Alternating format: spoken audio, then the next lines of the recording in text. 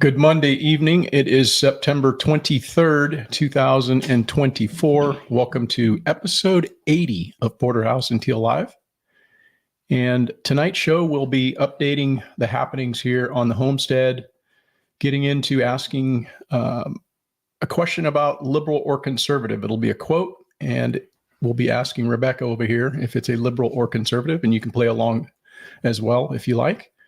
Also, we'll have the weekly poll. We'll be closing that out that we started a couple of weeks ago and just kind of revisiting that since it's had time to ruminate and discussing some of the assaults to the First Amendment coming out of California and the House of Representatives.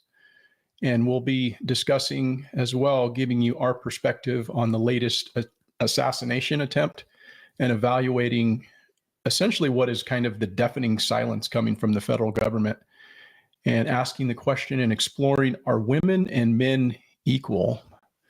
But first off, Rebecca, how are you this evening? I can't complain. Actually, I'm going to complain.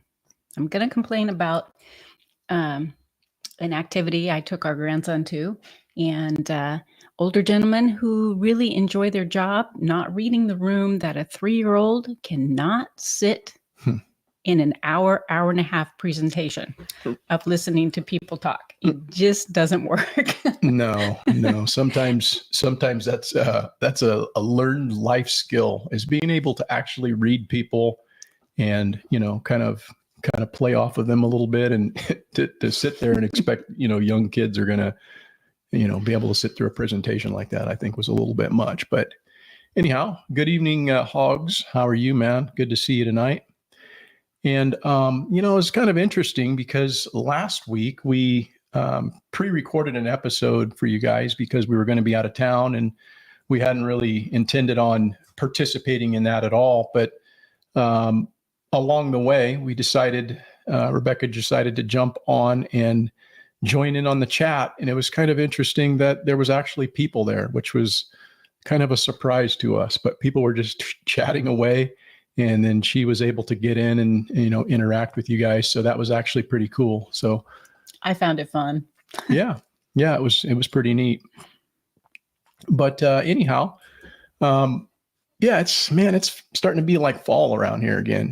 We've been trending that direction, but more and more we're starting to it just feels that way every day when we're outside on the property. Things are starting to transpire that lets us know that the signs of fall are upon us, and we're starting to see a pretty decent leaf drop on some of the trees around here. And that's actually a time of the year that I'm look forward to. I think some people may in fact dread the leaf season because they have to go out there and collect the leaves and do whatever, and it's something they have to clean up off of their lawn or all of their yard. But to me, that is an actual resource that I can utilize to make compost. I can utilize it as a mulch. And it's really a good idea if you're somebody who's looking to be a gardener, somebody's looking to improve your property at all, to try to keep as much of that type of material on your property as possible, because that's the way nature intended it for it to be. Those leaves that are falling to the ground, they have a nutritive value. They have an ecological benefit because all of the microorganisms and soil life will consume that, and it provides food for them. It provides cover for the soil. And so I look at this time of the year as something to get excited about, because I will be collecting a lot of leaves, not only from this property, but then I also look at other avenues and ways that I can bring in some clean sources of organic material in the form of leaves for my compost making efforts there in the chicken yard. And so, that's something that I'm starting to work on. I think she has to shake at least once every episode. That's her jam. That's absolutely her program. Yeah. And along with that, there's, I've been pretty busy around here the last couple of days. I've spent at least 2 days this week, which has been a challenge for me because of all of the training that I've been involved in. And, that takes me away from doing things around here. And then usually when I come back, maybe it was a big training day or whatever, I don't really have much energy to do anything. I just kind of lay around and, rehab and get myself hydrated and, get food in me or whatever. So a lot of things that don't get done around here, but now that I'm getting closer to the race, I'm starting to think about tapering my miles down. And I've spent a couple of days this week, which has been super nice because one of the things that I wind up doing, I find myself doing this probably, I would say quarterly. I do this. And this isn't anything that's planned. It's just a mere course of me walking around my property and the things that I've been taking mental note of that really start to accumulate in my mind as being an eyesore. I just decide, hey man, today is the day I'm going to deal with some of these issues. And it's kind of crazy. I don't know, some of you may recall about 2 years ago, I think it was 2 winters ago, we had a snowstorm here. And, of course, we had a tremendous amount of biomass. A lot of eucalyptus limbs came down and destroyed some property infrastructure, as well as coming down on some of my fences that I have. And I've had like barbed wire strands for this entire time, like a year and a half or thereabouts, that I've been looking at and saying, I got to do something about that someday. And I got to do something about that someday. And so I finally, just like 2 days ago, decided, you know what, today is going to be the day where I actually do something about that and make that eyesore go away. And it only took me, there was like 5 different spots on my fence, along the driveway, along some areas around my property that every time I pass, I take a mental note of. And so it took me maybe 45 minutes, maybe an hour to repair all of those strands of barbed wire. And it's like, there's so many of those things that I don't know, that's just how I operate. I don't know if other people are like that as well, but there gets to be a point where you walk around your house and you're like, you know what? Maybe I should actually put those clothes away that I've folded that are just sitting there. Or maybe I should do this. That's just you folded? No, I'm just saying as anybody. Now, I don't fold clothes. She does that, but I'm just saying take your pick of any one of a number of things that I'm sure most people walk around their house and they go, I got to deal with that. And all that I'm trying to make the point is that when you actually go and spend a few minutes to take care of those eyesores, it frees up that mental energy where you can concentrate on other things. Because if you're constantly walking around taking mental note of certain things, right, then it's gonna actually clutter your mind, and it just frees up mental energy is what I'm trying to get after. But it also makes you feel good too. Oh, of course. Once it's all done and you take the time to get in there, and if it's cleaning out your car or, like you said, fixing your fence or cleaning out a closet and getting rid of stuff, that clothing, you're not wearing, whatever.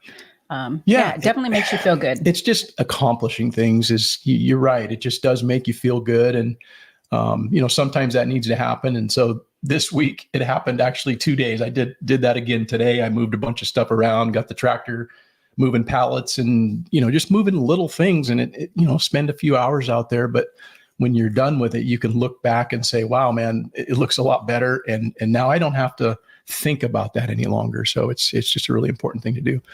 But good evening, Bill Warner. Good to see you as well tonight. Also, all that biomass that, it's a constant source here on my property. I planted over the course of a number of years, probably somewhere around 250, maybe 300 trees. And along with that, they start to shed. They're just, it's just a part of what they do. They not only drop the leaves, which generally stay where they're at. I don't really bother with leaves unless they're on my lawn or something like that. But, all of the limbs that they shed, that again is another resource. It should not be something that actually comes off of your property. It can either be, used as a firewood.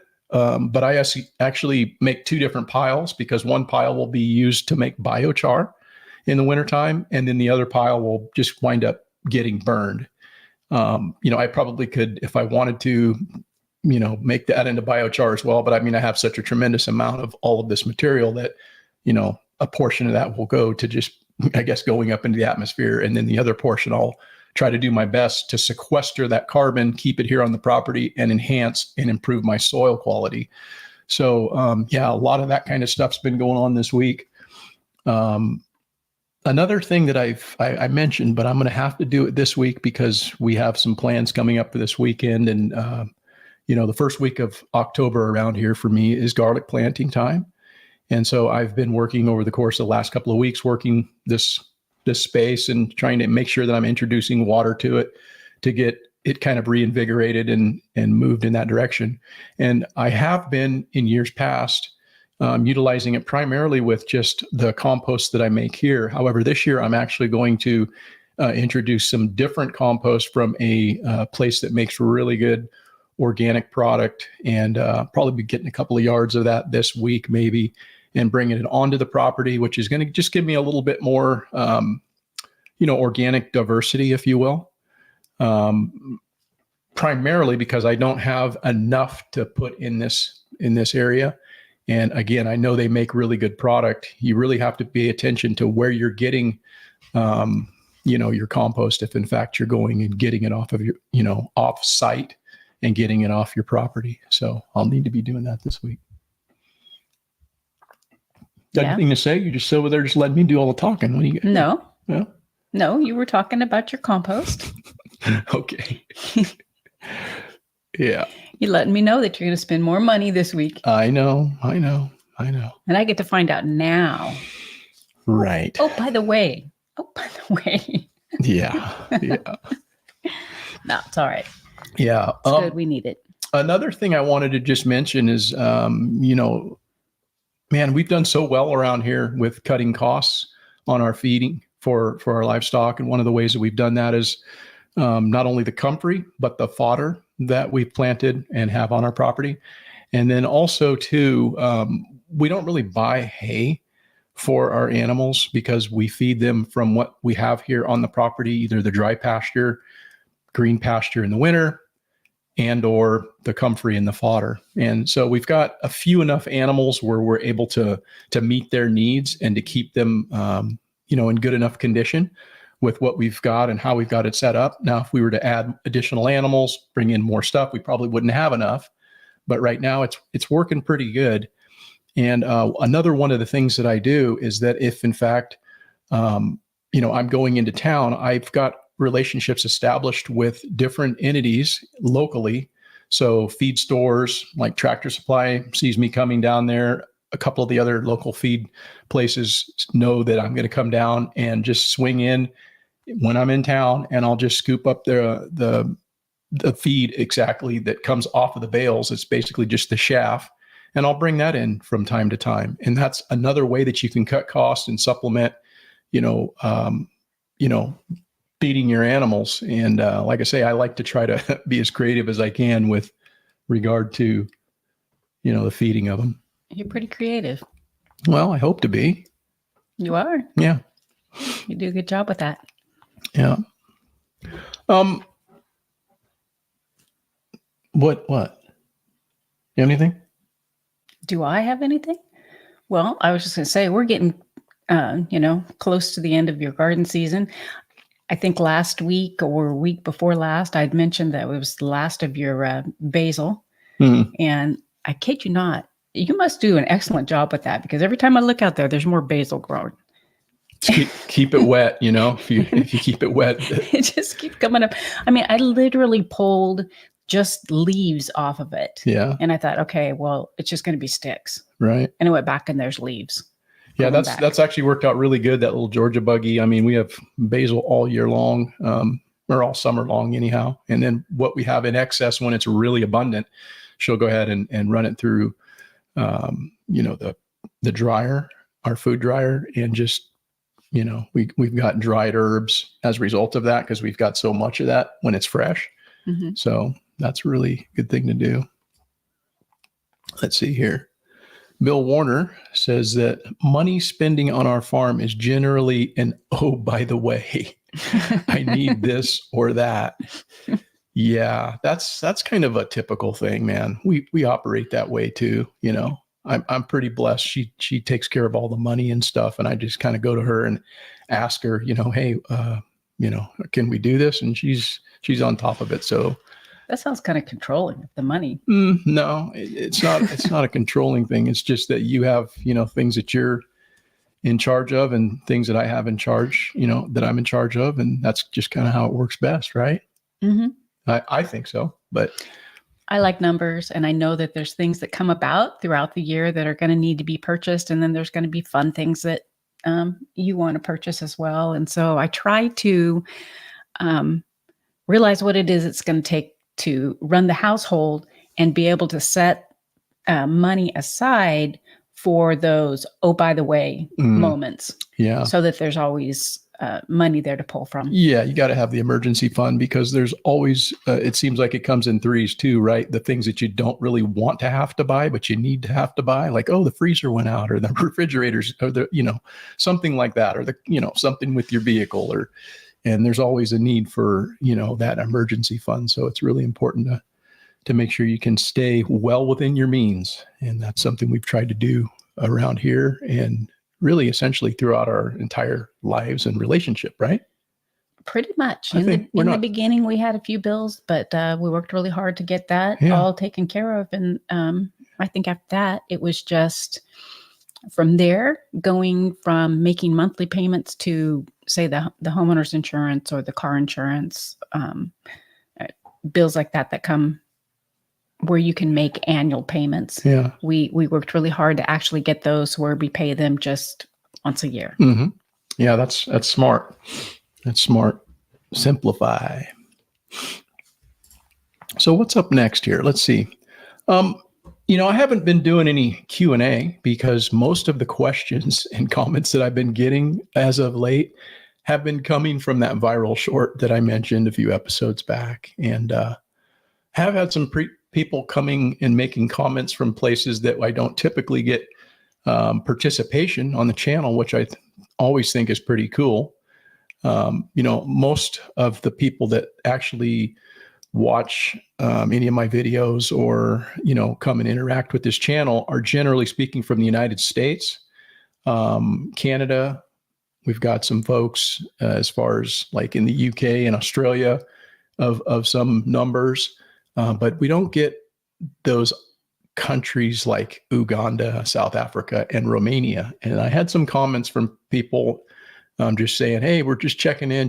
That's always kind of a neat thing when you realize the reach of social media and the reach of being able to, provide something to somebody in a land far, far away. But yeah, that was pretty cool. How you doing, Scanes? Good to see you this evening.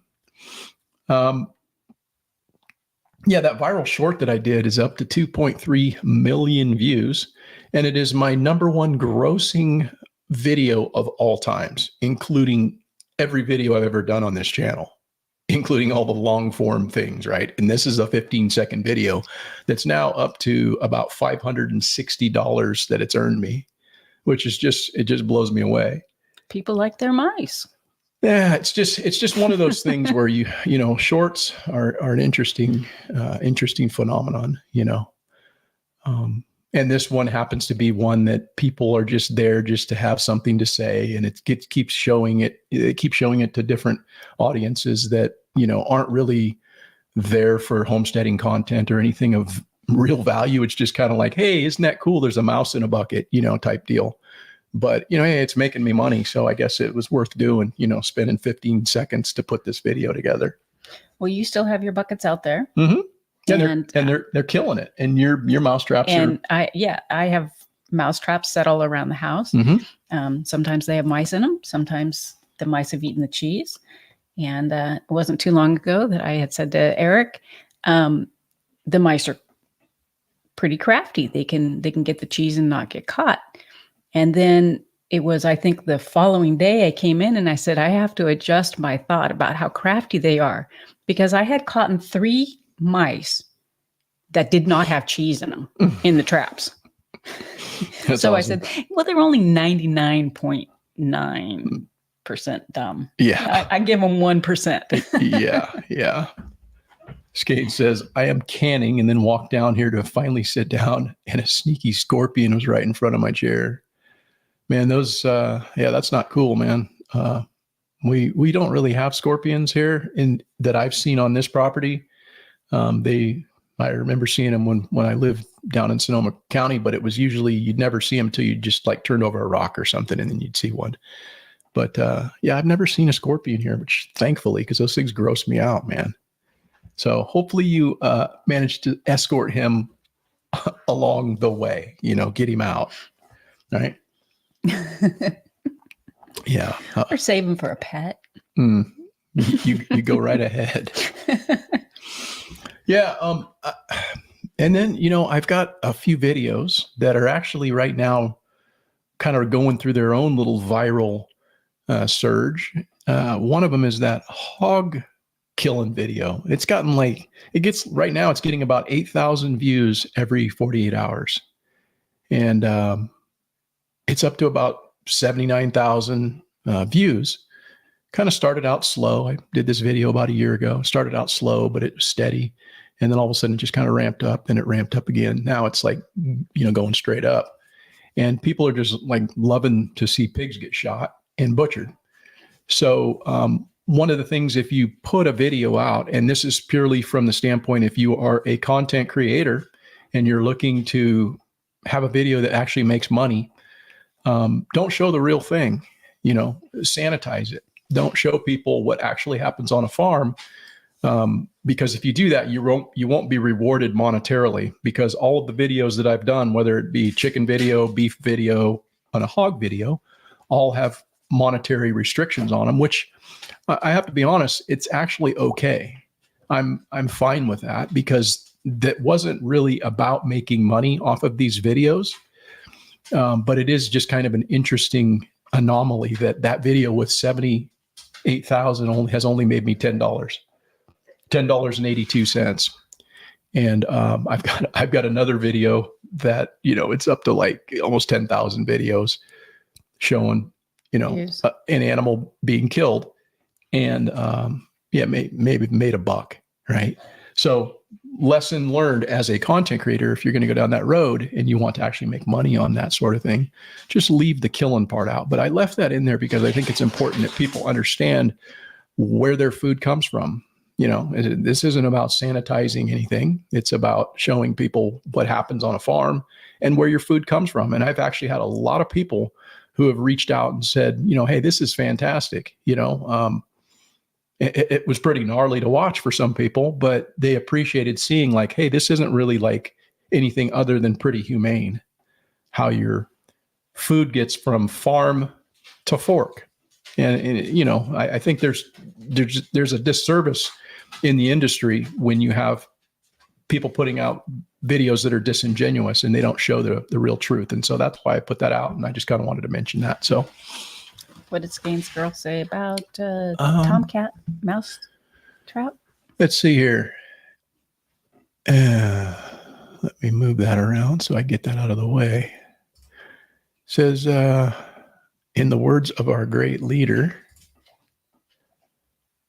one word for that, tomcat mousetrap. So what leader are you referring to? I'm not sure. Do you get it? I don't. I don't get that one.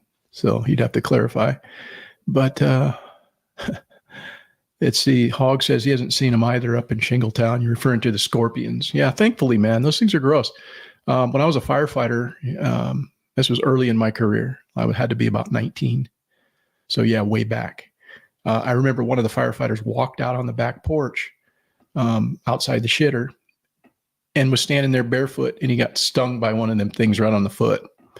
And so, nothing really happened to him other than it was almost like a bee sting. It wasn't like, his foot swelled up real bad and he had to go to the hospital or anything and get an injection. It was just that he got stung by this thing. And, it got red and, a little puffy and shit, and it hurt like pretty bad. But we took that thing and we put it into a mayonnaise jar. And then we took and we put it in a microwave. And it was pretty cool because he as soon as you hit like go on the microwave and we're watching this thing, and his tail just kind of like went like straight, like from curled up to just like going straight. And then it shook for about a second. And then his whole side just blew out. And that happened in like 5 seconds. That's disgusting. Yeah, microwaves are no joke, especially on scorpions. So he got what he had coming, right? You bite one of our firefighters, you got it coming, dude. So, Skane says, I have never seen so many in my life here. They are little brown striped ones, not deadly and not aggressive. Yeah, thankfully, that's a good thing. You know, those things kind of leave you alone, I guess. It's like most critters, you wind up coming across something like that and you startle them, or, you know, you happen to step right where they're at, you're going to get bit. But like generally speaking, most rattlesnakes or, you know, things like that can hurt you, man. They're kind of, they keep to themselves. So thankfully they don't chase you down. But what up, Spags? Unfiltered. How are you, brother? Good to see you, man. And I hope your event went well out there at the Midwest Preparedness Project. I know that that's something that your crowd, the Kansas people, are always enthusiastic about attending. And anybody that might hear this that is looking for a good community-centered, community building, preparedness type of an event, go to the MidwestPreparednessProject.com, and they will be having another event coming up here at some point in the spring and again in the fall. So good to see you, man. Where are we at here? Let's see. What am I talking about? Let me get to this weekly quote, because sometimes we do a quote here, you know, called liberal or conservative. And it's up to you guys to determine if this came from a liberal or a conservative. But first, I'm going to put it to Miss Rebecca and see what her thoughts are, because I'm doing all the talking and I really want her to be involved in this project. So I'm going to give her an opportunity to chime in here about this particular quote. But this is a quote that I found and I thought, man, that's like a pretty good one. I think I need to do that on tonight's broadcast. And so it goes like this. The main propaganda trick, let me start over. The main propaganda trick of supporters of the allegedly progressive policy of government control is to blame capitalism for all that is unsatisfactory in present day conditions and to extol the blessings of socialism. They have never attempted to prove their fallacious dogmas. All they did was to call their adversaries names and cast suspicion upon their motives. And unfortunately, the average citizen cannot see through these stratagems. The liars must be afraid of the truth and are therefore driven to suppress its pronouncement. So, pretty lengthy quote, but there's a lot of meat to unpack there, Rebecca. What would you say is it a liberal or a conservative making that comment? So I'm going to say a conservative. Okay. I think that's a pretty solid guess. It actually comes from this gentleman, and his name is Ludwig von Mises. And he was born in 1881 and died in 1973. And he was an Austrian-American economist, a logician, a sociologist, and philosopher of economics of the Austrian school. He wrote and lectured extensively on the societal contributions of classic liberalism and the power of consumers. He is best known for his work in praxeology, particularly for studies comparing communism and capitalism, and as well for being a defender of classic liberalism.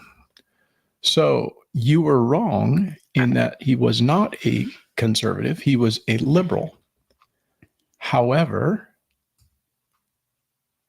yes, Spags in the house is Ludwig, father of Austrian economic libertarian anarchism. Yeah. So he was a liberal that supported classic liberalism. So if you were to understand what classic liberalism is, it differs and it's opposed. It's almost diametrically opposed to social liberalism. And classical liberalism is a political tradition and a branch of liberalism that advocates the free market and laissez-faire economics and civil liberties under the rule of law, with special emphasis on individual autonomy, limited government, economic freedom, political freedom, and freedom of speech. Classic liberalism, contrary to liberal branches like social liberalism, looks more negatively on social policies, taxation, and the state involvement in the lives of individuals, and it advocates deregulation. So that's kind of how I think liberalism might have originated, right? So that's why I was saying that Mm-hmm. it depends on when that quote came out as to which way you would go. And not knowing it, I personally hadn't heard it. So Right. I'm going off of nowadays, taking that information, and therefore concluded that it was a conservative. Yeah. No, that's not that's probably a pretty solid guess. I probably would have said the same thing. Not knowing, what this person's background or who he was, I would have probably said the same thing. But it is just kind of interesting that everything that classic liberalism, the virtues that it extols is what essentially conservatism is today. And so, kind of interesting, would you not say? That's very interesting. Yeah, there's been a big transition in our political environment in this country and around the world, but there will always be that when you have man in charge of things, because man is going to take advantage of other men, and they fear the things that provide the freedom to the average citizen, like the Constitution, right? It's always under attack. I also find the name very interesting. I actually had a client with the name Ludwig. Ludwig, yeah. Spag says classic liberalism is very close to Jeffersonian politics. Yeah, that's right on, man. So I started a poll a couple of weeks ago, and it was just asking the question, if you could keep only one, and it was asking, what would you keep? Would it be the First Amendment? Would it be the Second Amendment? Very, very down and dirty, simple poll. And I was actually surprised last week to see the direction that it was going, but I'm not completely surprised. A lot of people love the Second Amendment. A lot of people love the First Amendment, but it did surprise me the margin by which the Second Amendment actually took the lead, and by a margin of essentially 3-1, people chose the Second Amendment. So 73% in this poll of 128 people that responded said that the Second Amendment was one that they would keep, and 27% said the First Amendment. And it's just kind of an interesting thing.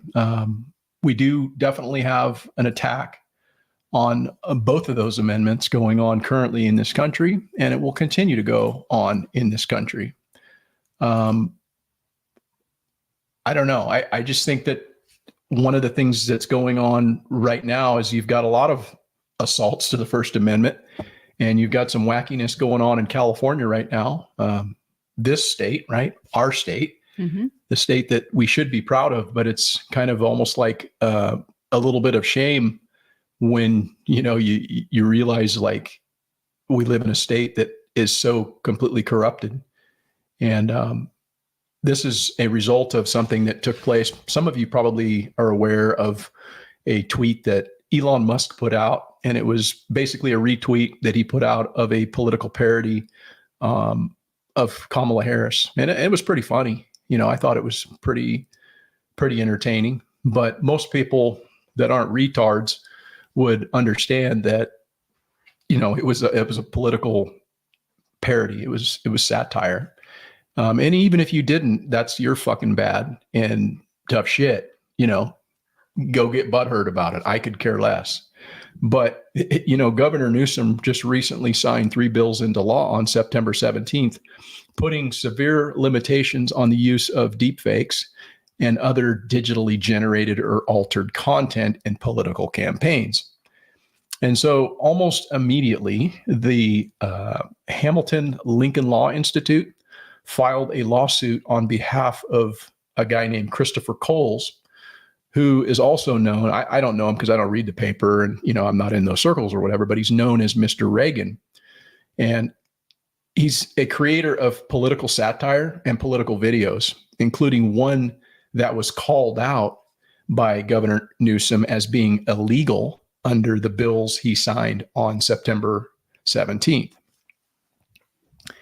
And, it's an interesting thing, but there's a lot of vague language. There's there's undefined and vague statutory language, and which essentially kind of grants the state of California broad discretion in determining what constitutes impermissible or something that's materially deceptive.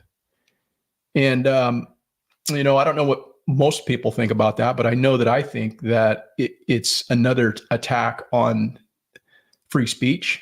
And political commentators like this dude Coles, and they should have every right to use satire and to be able to critique and poke fun at public figures. And this dude's videos have had millions of views, right? Mm-hmm. And it's how he makes his living. And regardless of whether he makes his living or how many views it's had, it's precisely the kind of speech that the First Amendment was designed to protect. And so this bill, or these bills, they undermined the democratic process that it basically purports to protect. And that's just part and parcel to the tyranny that goes along with having people in power that don't know what the Constitution was there to do, and to realize he knows what it's there to do, but he's going to utilize it to chip away at it so that he can weaken the people that are underneath his control as a leader. And that's not what a leader does. That's what a fucking tyrant does. And that's what a person who's a sociopath does. And he's every bit of that. And so it's pretty interesting to me that, one political party seems to be the one that's always out front attacking these rights, whether it be the First Amendment or the Second Amendment. There's only one party that's consistently moving in that direction. And you have to ask yourself why. I think that if you were somebody who was looking at things objectively,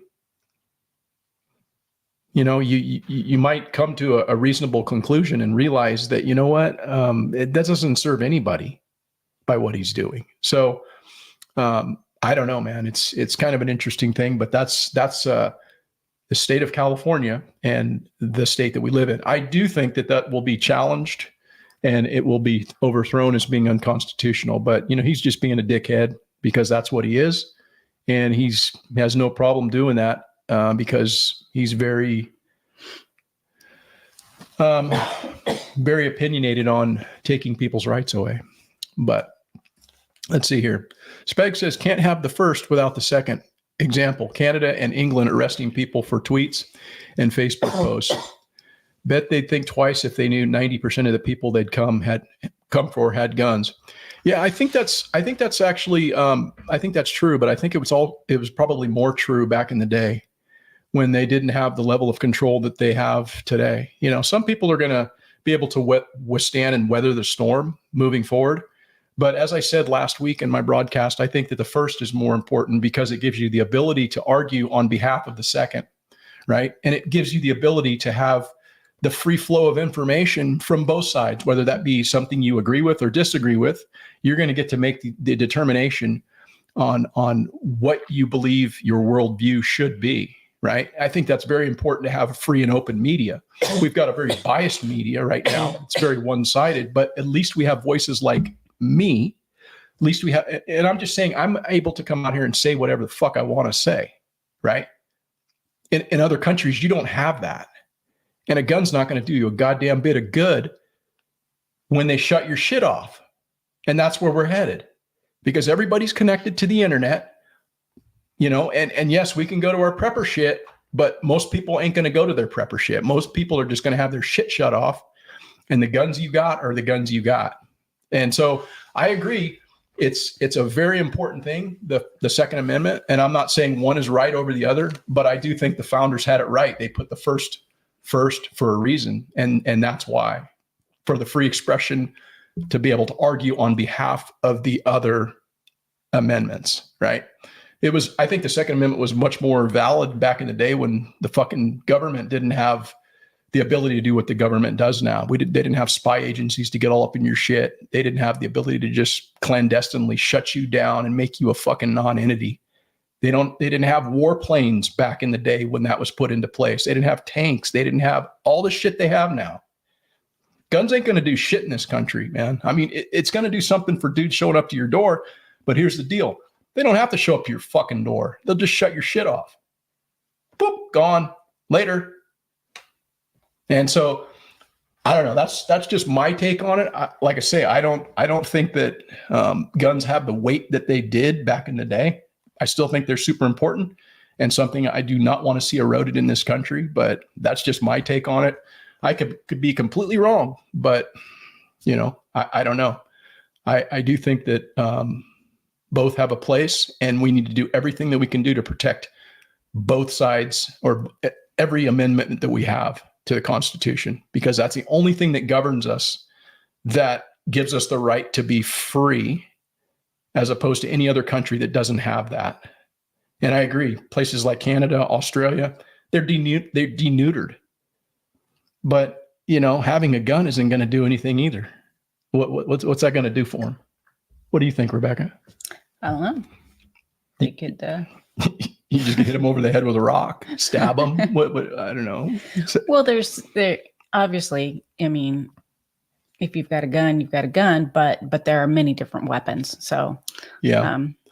Yeah, I think people will find ways to defend themselves and to, I mean, guns are super important. I'm not going to denounce somebody for saying that I'm just here disagreeing, because I believe the First Amendment is something that's very important. We have to have the ability to speak our mind and express ourselves. And when we lose that, you're fucking North Korea. You could give those people guns and ain't going to do a goddamn bit of good, because the government's going to come and take their shit and make their family disappear. And that's just how it works with totalitarians. So, yeah. They know they want to destroy our country on purpose. Mm-hmm. I think there's a lot of people that actually, I don't know if they want to destroy our country. Well, I would say the politicians, the implements of destruction that are attacking our system and our way of life. I think that those people, they only want to destroy it well enough to deneuter everybody and to make you impotent, right? Guns are a part of making us less impotent, but they shut your shit off and you don't have the ability to get any information or express yourself. That becomes a crime. Saying and speaking and saying the things that, like, I would say right now, that's a crime in other places. There's people knocking on your door. What do you think a fucking gun's going to do? They'll make an example out of you. Check January 6th. Think about that. There was millions of people there in Washington, just exercising peacefully, and they're still talking about that shit. And people are still freaked out about, oh, maybe if I go there, I'm going to be on a list. Yeah, you're on a fucking list already. Oh, get over it. You're on a list when you use your debit card. Yeah. Yeah. Who is losing speech faster? Spag says armed U.S. Or disarmed Canada, England. Oh yeah. No doubt about it. No doubt about that. No doubt about it. But here's the thing. They're working on it here, and so if we lose the First Amendment, again, you've got your gun. That's cool. But they're going to lock you up. So, we all have a line in the sand to draw, right? Everybody's got that line. Hey, don't cross this line. And when they do, then it's on, and everybody talks a big fucking game until it's that time, So I don't know. We'll see how this all plays out. I think that it's going to get worse before it gets better, because man knows no bounds with respect to infringing upon others, rights. And these are just really permissions. They're not really rights. We were born with rights, but these are permissions that we've been given by our government. And somehow over time, our government has, allowed, or we've allowed our government to weaken and erode our rights, right? See, we've got gun laws here that people in Tennessee and shit would laugh at. But you know what the reality is they've got fucking gun laws there that the people back in 1700s would fucking go, are you crazy? You got to do what? You see how that works? It's just it's a sliding scale of degradation of our so-called rights. Everybody's got to jump through fucking hoops. Everybody's got to color between the lines. So, Second Amendment, right to bear arms. Yeah, that sounds fucking great. I love it. I want to support that 100%, but it's not that way anywhere in this country, because there's things you just can't do. You don't have the right to do certain things if you're a certain person. So it's kind of just a recognition of a degradation of all of our rights. And I think that's a sad commentary. But all we can do is speak about it and try to hold that line, whatever that line is for you. Right. Mm-hmm. So, on a separate but similar note, the House of Representatives passed it's called what was it called? It's basically, they passed a bill to protect the concept of freedom of speech on college campuses. And it was entitled End Woke Higher Education Act. It was HR 3724, which lays out guidelines regarding freedom of speech and assembly on campus and mandates school accreditation organizations. It mandates that school accreditation organizations do not impose ideological litmus tests on schools. And the bill itself doesn't mandate any political viewpoint or ideology. It simply demands from the accreditation process down to the classroom that all levels of post-secondary education respect the free speech rights of the student. And among the other proposals included, the bill also creates a mandate for schools to offer First Amendment training to students, which I don't know. Do you agree with that, Rebecca? I don't. I don't think it really says much. I don't think you understood the question. What you're talking about. Yeah, I would certainly support teaching people what the First Amendment is in school, right? Okay, well, I would certainly. Yeah, maybe I misunderstood what you were talking about. But the bill also seeks to put into the language that it should be that students should, be offered the education regarding what the First Amendment is and how it should protect them and how they should protect it. So it's interesting that the bill passed with a final vote of 213 to 201. So it was a pretty close vote, right? Pretty partisanly divided, pretty split down the middle. And there were only 4 Democrats, none of which were from my state, that actually voted for the measure. So every Democrat was in lockstep in opposition to a bill that, would end this woke ideology as a litmus test for, post-secondary education. So when you were reading it, I was taking it as though it was being worded.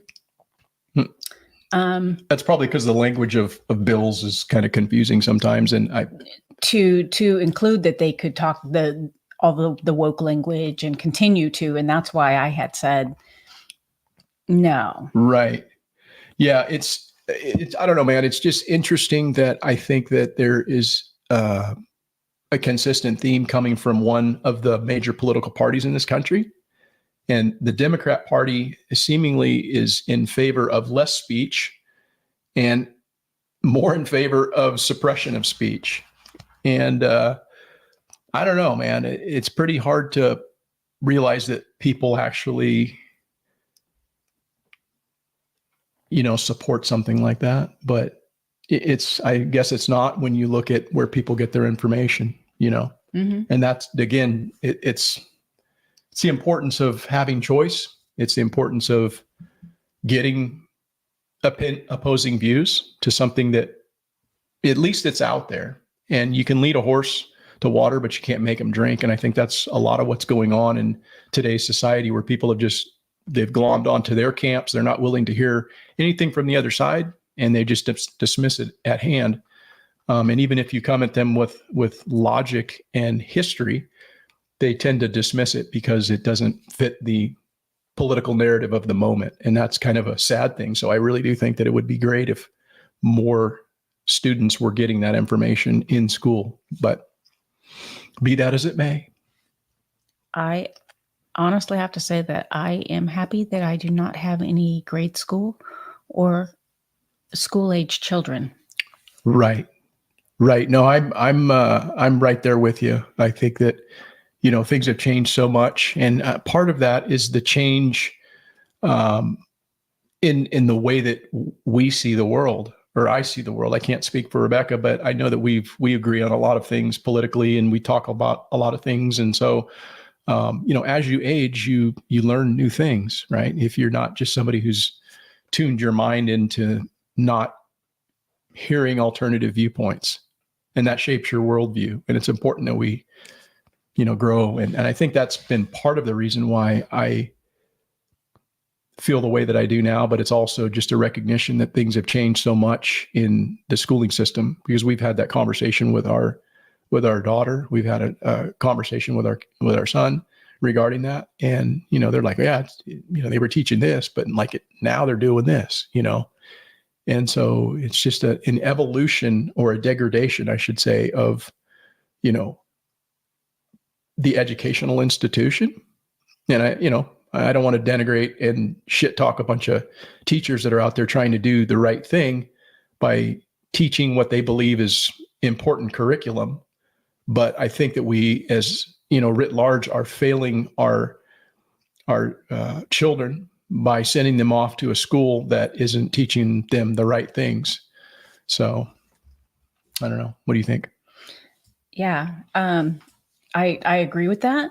There's also that I think came about when our girls were in school, maybe a little bit beyond that. But, the schools don't even, if your child is not doing well, they don't hold them back anymore. They go ahead and move them on. So like when they get to high school, they've got 4 years of high school, and they either get a certificate of completion or they get a diploma. But whatever it is, they're going to walk that line and they're going to get one of those. Yeah. And I think that's a failure to educate the kids as well, providing there are teachers that are actually providing correct education. Right. Yeah, I know a number of teachers, good people, right? And I don't have anything against them, but I do know that they are politically lean to the left. And, I don't know. I don't really know any conservative teachers, and that's kind of an interesting thing. You would think that there would be somewhat of a balance of the people that are actually teaching in public institutions would be, maybe a little bit more evenly split, but it's almost as if, like the ice skaters, right? Like there's a lot of ice skaters that are gay, and it's almost like the priests, right? And again, I don't want to, shit talk your religion if you're Catholic or whatever, but they had a real problem with homosexuality among priests in the Catholic Church. And you wonder, is that because they're not being allowed to have sex with women? Or is that because that's a place where they realize, hey, I can go where there's young boys that are easy to prey on? And, I'm not trying to equate what goes on there with the schools, but it's just interesting that, I know a number of people who are, school teachers, and there's not a one of them that, that are really conservative that I know, but I know a lot of them that are politically affiliated to the other side. And that's got to have an effect upon the things that are said and the way that it's said, as far as from, teaching the next generation. And so it's so very important that that's done by parents, and parents are there to reinforce their value system and their beliefs, into their children, because that is the most important thing. That's why the youth is so vulnerable, and they're so malleable, and they're the ones that are told, hey, you're going to go fucking fight in this war, hoorah. You're going to do the thing, man. You're going to go kill Charlie. Here's a gun, and go get in that helicopter. I'll even teach you to fly it. And they're like, shit, yeah, man, let's do this. Hoorah. So it's always the young people. It's never the older people. And I know a lot of old fucking people that can handle it, dude, that are fit. But they don't want 40-year-olds, because 40-year-olds have fucking, their minds are kind of like, wait a minute. Right? So that's why they have to get after the youth. So I don't know. It's just an interesting thing. Am I being too opinionated here tonight? Am I getting a little out of control? Am I saying some things that are going to get me harmful content like thing or whatever? Or am I just like, huh? It is interesting that there's different professions that it seems like everybody in my case, I worked with the handicap, and I would say that just about everybody I worked with was liberal. Mm-hmm. Yeah. But why is that? Yeah, I don't know. And then the ones that weren't, they had to keep their mouth shut, or then they, the tolerant left would like target them and look down upon them. Right? You wouldn't be invited to the parties. Hog says, I agree, Becca, but I worry for my grandkids and what they are being taught. Yeah, I think that's a concern that most people should have if you've got kids that are being taught by other people other than you. It's not just like, oh, hey, I'm gonna drop my kids off at the, and that's the way it used to be, right? I was a latchkey kid. Dropped off at school, had to walk home, and I was grab the fucking key, do the thing, do the chores, feed the cows. Then the parents would come home at some point, and then you got some bullshit homework that you got to learn. See, that's our age difference. My mom was a stay-at-home mom, so somebody was always home. Yeah, and I didn't experience the latchkey kid part. Yeah, that's cool, man. You were lucky. You had mom that baked shit. She baked stuff. It was wonderful. Yeah, it's amazing. I'm not huge. What's up, London Pickering? How are you this evening, man? Skane's girl says, I am behind. Very few of the younger generation actually understand the First Amendment. They are too busy being butthurt over your right to free speech. Yeah. Yeah, a lot of people get offended over a lot of things, man. Where I think before they didn't, people are really quick to anger, and there's less willingness to just sit down and chop it up and have a discussion regarding maybe some of the differences that we share. I don't know. It's just kind of interesting. People have been pushed into this corner, I think, quite honestly, by the legacy media, and the politicians feed into that. And we're the recipients of all of that, and then we take it out on each other, not realizing that the actual problem is them, not us. So I agree. So I would have to say to Hogs that if he had the ability to have a stay-at-home person to educate his kids, that definitely would be the direction that I would choose. Now, not everybody has that available to them. Yeah. Lewisburg, Tennessee in the house. Good evening, William Zegley. How are you, man? Good to see you. Yeah, it's nice to see people here. We were absent last week, but it was cool again to see people popping in and having a conversation while we weren't there. It was cool. Yeah. Right? It was neat. It was kind of fun. I'm driving and she's over there on the little chat thing talking to you guys. So it was cool. It says HMM.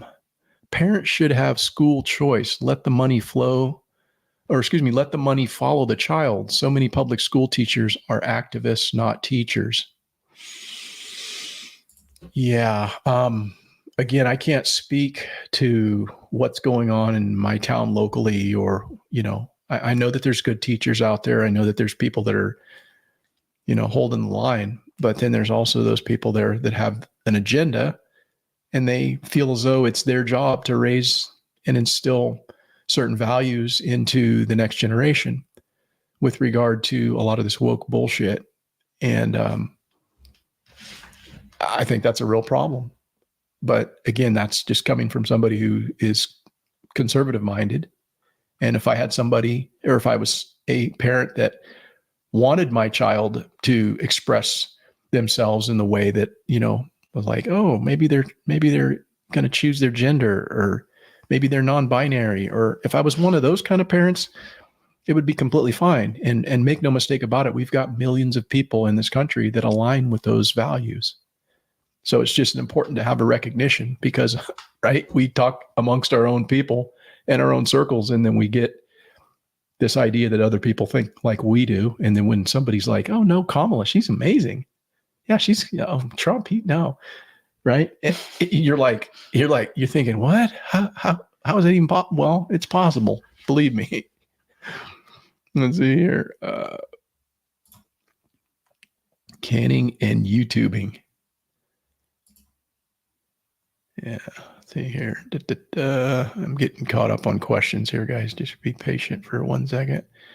Canning and YouTubing. That sounds familiar. You're right. Rabbit Tractor is complete, and Thumper and Bumper have now living their best life in the Hassan Pfeffer hutch. Hassan Pfeffer. Nice. Yeah, we have never raised rabbits. We actually had a person that we sell eggs to that hit her up last week wanting to know if she had a rabbit she was looking to offload, and she finally found a home for it. Well, she found it. They have 2 homes, and so they go between the 2. And so when she comes back to where we're at, then she calls and purchases eggs. But this time around, when they were heading back to their other home, apparently they had found just a baby bunny.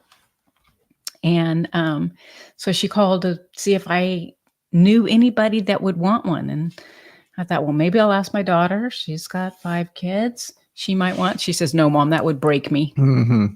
That would absolutely break me. So it was nice to hear, though, before they left, they did find a lady at one of the vet clinics that took the bunny. Yeah, cool. London says that we pulled our daughter from school and went to the K-12 route. The SROs that worked on my team shared too many horror stories and wacky teachers. Yeah, I think that's a choice that a lot of people have made. I know my daughter homeschools.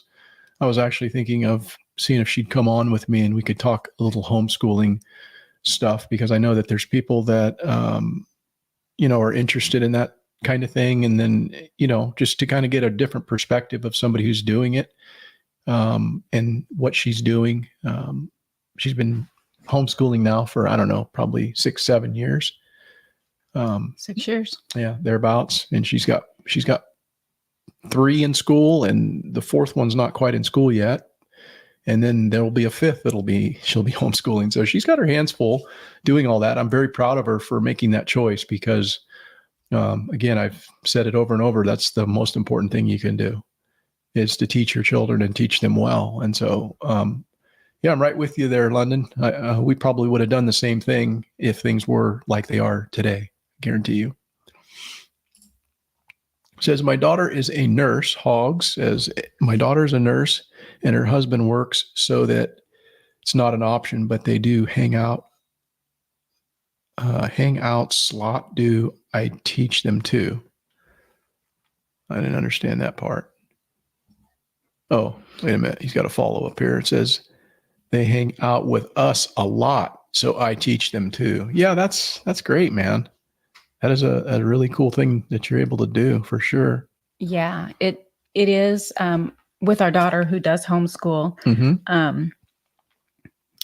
I have just started with our son's little boy, who's obviously not school age yet, but I go to their weekly activities with him. So when I talked about the presentation, it was old men talking about airplanes. And that was kind of long for a 3-year-old to sit through. However, once we did break out, it was very cool for them to actually see airplanes, be able to get into them and check all that out. That all went really well. Right. So I don't know if you have in your area, but a lot of times there will be homeschools that kind of group together and rotate around as far as teaching. So it might be where where that's available, where they can be homeschooled by a friend a couple days and maybe actually attend school a couple days. I know that there's a couple people that do that here. Yeah. Well, I wanted to switch gears and talk about something that we didn't really want to talk about last week. And mostly because it was kind of hot off the press. And, I don't know if there's a whole lot that we need to talk about it tonight, other than just to kind of get some perspective about this latest event with Trump being shot at or potentially shot at, right? Another attempted assassin was in the area. And, one of the things that's kind of striking to me is it seems as though the government is being very silent about that. And, when there's a lot of silence from people that you would think would be a little bit more transparent, well, we shouldn't really think that the government's going to be transparent. I guess I misspoke there, but, if you have nothing to hide, right? If there's nothing to cover up, you seem like you would be more forthcoming with information. But in both instances of these assassinations attempts, the silence is actually pretty deafening from the deep state. And I don't know, Rebecca, I wanted to, I guess, play a video here. And hopefully, guys, this is loud enough where you'll be able to hear it. Sometimes these videos that I play, the audio is a little bit like not as good as I would like it, but we'll just have to see. This is Senator, his name's escaping me right now, but Hawley. Yeah, Josh Hawley. And he's on one of the news programs just kind of talking about what he's been able to obtain, and you would think somebody of his credibility and his ability to obtain information would be a little bit better than the average person like myself who has to get it from TikTok or get it from X or get it from wherever, right? He's one of our elected representatives that is trying to, get to the bottom of things on behalf of the American people, who I think many people, I know myself included, would like some answers to. I don't know if we'll get those answers, but nonetheless, take a listen to what he has to say, and then we'll talk a little bit about it. Whistleblowers who've come forward about this second assassination attempt on Donald Trump's life. And here's what they have told us. That golf course that the president was playing, Secret Service have guarded that course many, many times. And what the whistleblower says is protocol calls for Secret Service to station agents along the places in the course that are known vulnerabilities. I want to emphasize the service has guarded this course many times. They know where there are vulnerabilities. They normally station agents there ahead of Trump's appearance on the course, but they apparently did not do that this last weekend. And the whistleblowers tell me that's strange. That's out of protocol. It's not even clear Secret Service swept the perimeter before Trump took to the course. Also a breach of protocol. And they want to know why, and so do I. I think the Secret Service deserves to give us answers. We're hearing conflicting reports about who fired off those rounds at Ruth. Was it a guy sweeping the perimeter during the round, or was it the advance team who was a hole ahead? Do we have any understanding of what the truth is there? I don't think we do yet. Certainly I don't. And again, the Secret Service, the FBI, DHS have not been forthcoming on this. Jesse, I want to emphasize we are over 2 months, of course, since Butler. Do you know that the Secret Service still has not given congressional investigators the documented evidence we have been asking for 2 months? 2 months since Trump was shot in the face. Now he has been shot at, or nearly so, again, and still Secret Service is stonewalling right down to this hour. I mean, what is going on here? They need to level with us. They need to level with the American people, and they need to tell us what in the world is happening. I mean, even your colleagues, pretty partisan colleagues on the left, Blumenthal, even he's just had it. So we're also hearing, and this is new, tell me if you've heard this as well, that the Secret Service told the locals in Butler, oh, no, we got the roof. Don't worry about the roof. We got it. Is that what you heard, too? Because they didn't get it. You know, I saw this in Senator Grassley's recent report, and I can tell you, Jesse, I can confirm that local law enforcement in Butler, local whistleblowers have told me in my office that Secret Service was indeed the one that took, of course, the planning lead on the day, and that Secret Service was supposed to be in charge of securing that location. And they didn't do it. And I tell you what, local law enforcement has been extremely upset, to put it mildly, for months now that they've been blamed. The Secret Service went public, blamed the locals, and the locals say it wasn't our responsibility. Secret Service was supposed to do it. Jesse, the local police even offered Secret Service drones on the day in Butler. Secret Service said no. Do you believe in your heart that the Secret Service is just incompetent or they're compromised? You know, all I can say is this. When for 2 months, you won't answer questions in public, you won't give congressional investigators any documents or evidence, you won't comply with the most basic requests for information, that raises a lot of troubling questions. It's a stonewall, Jesse. That's all there is to it. This is stonewalling at this point. I don't know why they're stonewalling, but it can't be good. and it's time for them to come clean. It's unacceptable. And again, great job with your office communicating with these whistleblowers. It's the only way we're getting the truth out there. Thank you, Senator Hawley. So, yeah, you heard what he had to say, Rebecca. What do you think as far as just an impression of this whole thing with both of these events occurring? What do you think is going on? I believe both of the events are an inside job. It's just, for one, when he got shot in the ear, how is there not a person up there? You know, how can that person, and there's people there saying, hey, there's a person up there. There's a person up there. And they don't do anything about it. And then they talk about the shooter being there 12 hours before. He knows exactly where the weak point is.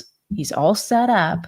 And if they've actually done a walk around the perimeter, how is it that they didn't come across anything? So I think it's an inside job. Yeah, I would almost echo that verbatim, but let me hit this question from Hogs 14. Says, then just recently, the DOJ released a letter the perp wrote 2 months prior with detail of the attempt and will pay out a reward if someone gets him. Just releasing the letter really pisses me off. Yeah. And then Sylvia follows up with, where does an unemployed person get money to fly to Ukraine, offer that $150,000 reward, and so much more? I agree, they are inside jobs. Yeah, I don't think you have to be a conspiracy theorist to come to some kind of a conclusion like that. These are supposed to be like trained professionals that are protecting the most important people in the country. And to have this level of buffoonery, it clearly, to me, it just does not seem as though it's just an oversight. It appears to me there's intentionality in allowing these people to do what they have been able to do. And I don't know if we're ever going to know the truth of what's going on here, because, as I said, there's been a lot of silence, as Josh Hawley had pointed out. They've been trying to get documents as congressional investigators. They've been trying to get documents surrounding this, and they've been rebuffed. They have not complied.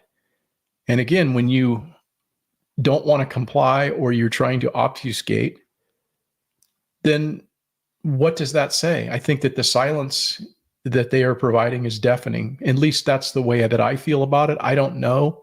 I'm not here making any strict pronouncements. But the thing that really has me concerned about this, quite honestly, more so than any of what's already taken place, is what's going to probably take place.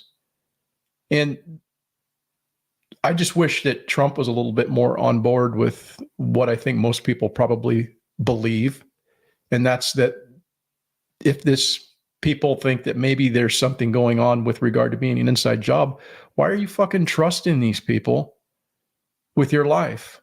Why do you put yourself at risk when they haven't proven themselves to be worthy of providing you protection adequately? There was a video that came out, and I listened to it, and it was a really, really good video. It was done by Patrick Bet-David, and Patrick put on he was a sniper.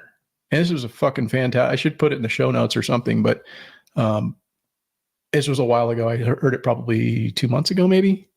But he had this guy on and was just talking about, what it's like to be a sniper and how these guys failed and what he would be doing to protect Trump if, in fact, they were actually doing their job. And they've clearly failed in just about every measure. But yet Trump says, oh, these guys are doing a fantastic job. They're doing this and they're doing that. And to me, it's almost like, I don't understand why he's not learning from the mistakes that they've made. And unfortunately, I think at some point it's probably going to be too late for him, because I don't believe this is the last time that somebody's going to take a poke at him. I'm going to agree. I don't think that that's it. I don't think they're going to stop until they stop him. Mm-hmm. Yeah, it's unfortunate. Bill Warner says, this is only my personal opinion. I believe that these were definitely inside jobs and the perpetrators were fall guys for the pity party that is trying to be constructed. Yeah. I will say this. Wait a minute. Oh, wait a minute. Was that Nick Irwin, the Reaper? I'm not sure if they called him the Reaper, but that Nick Irwin sounds familiar. And I think that's the sniper dude, but this dude was like on SEAL Team 6 or something like that. But it was a very, very good interview and one worthy of a listen. So if you go and, if you're interested, just go on, Google Patrick Bet David or do it on YouTube, Patrick Bet David sniper, and see what comes up and listen to that. And you'll be just like, wow, that's intense. They really failed. And, the people that are guarding him are just not that good, according to this guy. He says that's not what they're good at doing. He says a real sniper would, that they're not there. Mm-hmm. And, he talked about how much it would cost to provide protection from the standpoint of getting private security in there. And he says there'd be people, that would line up to do that, like pro bono, like don't even worry about paying me. They just want to protect the guy. And he says, I know dudes. So it was a really good interview. You might go check that out. But, like I say, I do worry for the guy, and more so for, than worrying for Trump. I just worry for the nation, what will happen when that happens. And I guess we'll just have to wait and see, won't we? And that's an unfortunate thing to have to be waiting to see. But, when that happens, there's going to be some stuff, right? I think that we'll just see how it plays out. Mm-hmm. I think we're heading for some trying times. Yeah, we are. And sometimes it's good not to think about it. But, you have to just be aware of your surroundings and realize the state that we're in and where we're headed in the country. And if we don't try to do something about it by realizing the landscape in which we live, you're not going to be prepared. And that's one of the reasons why we talk about these things. Most of you that are listening to this probably already know most of this stuff, but it should be a reinforcement and a reiteration of maybe some of the things that are concerning. And, maybe there's the odd liberal that might tune into this, or somebody who's, just purely,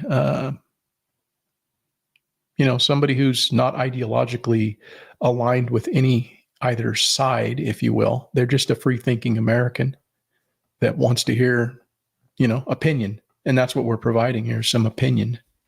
We don't have knowledge of any of this stuff. It's just how we feel. And we also see by some of the people in the comment section that kind of aligns with some of the things you're thinking and how you feel as well, and that's what we try to do, is provide that forum here for people to sound off, Mm-hmm. harmful content. Okay. Yeah. Right along with homesteading. Says, yep. Nick Ivering. I had wrong last name. He was Army Ranger. Yeah. That's a good interview, man. But again, Patrick Bet David, just put in sniper and then go listen to that. You'll be like, wow, Trump needs to up his fucking game, because he dudes that are watching him ain't the guys. So, because there's like foreign actors, man. It's not just the left that wants him dead. It's not just people that will cheer when he gets shot in the face the next time, and it's the final time. It's not just people here in this country that are natives. Think about all the foreign adversaries that want this dude dead. Is there a possibility that some of these bad actors, maybe Putin, maybe, the Chinese guy, that they possibly sent some people over here with our open borders and the millions of people that have come here? Do you think that there's anybody here that might have an interest in taking a poke or figuring out a way to do so? I don't know. It's just a thought. Yeah, I'm sure they'd be happy to stop him as well. But I mean, it would be nicer to get the opposite end, who they know that they could Yeah, get their way with of and course. not have to. Yeah, so long as it was somebody who's a part of the establishment, it doesn't really matter if it's left or right. They'd be completely happy. Mm-hmm. Nancy'd be stoked if it was fucking, Nikki Haley or somebody, right? Some As other. long as she has her ice cream. Yeah, they'd be happy. They just don't want somebody who's a loose cannon like Trump, who's going to go in and actually expect people to pay their fair share and, take care of the interest of the American people, because that's not their interest. It's not the American people. It's the people that are lining their pockets. It's all of the donors and the people that are powerful in this country that want to silence voices, because the First Amendment, that's a threat.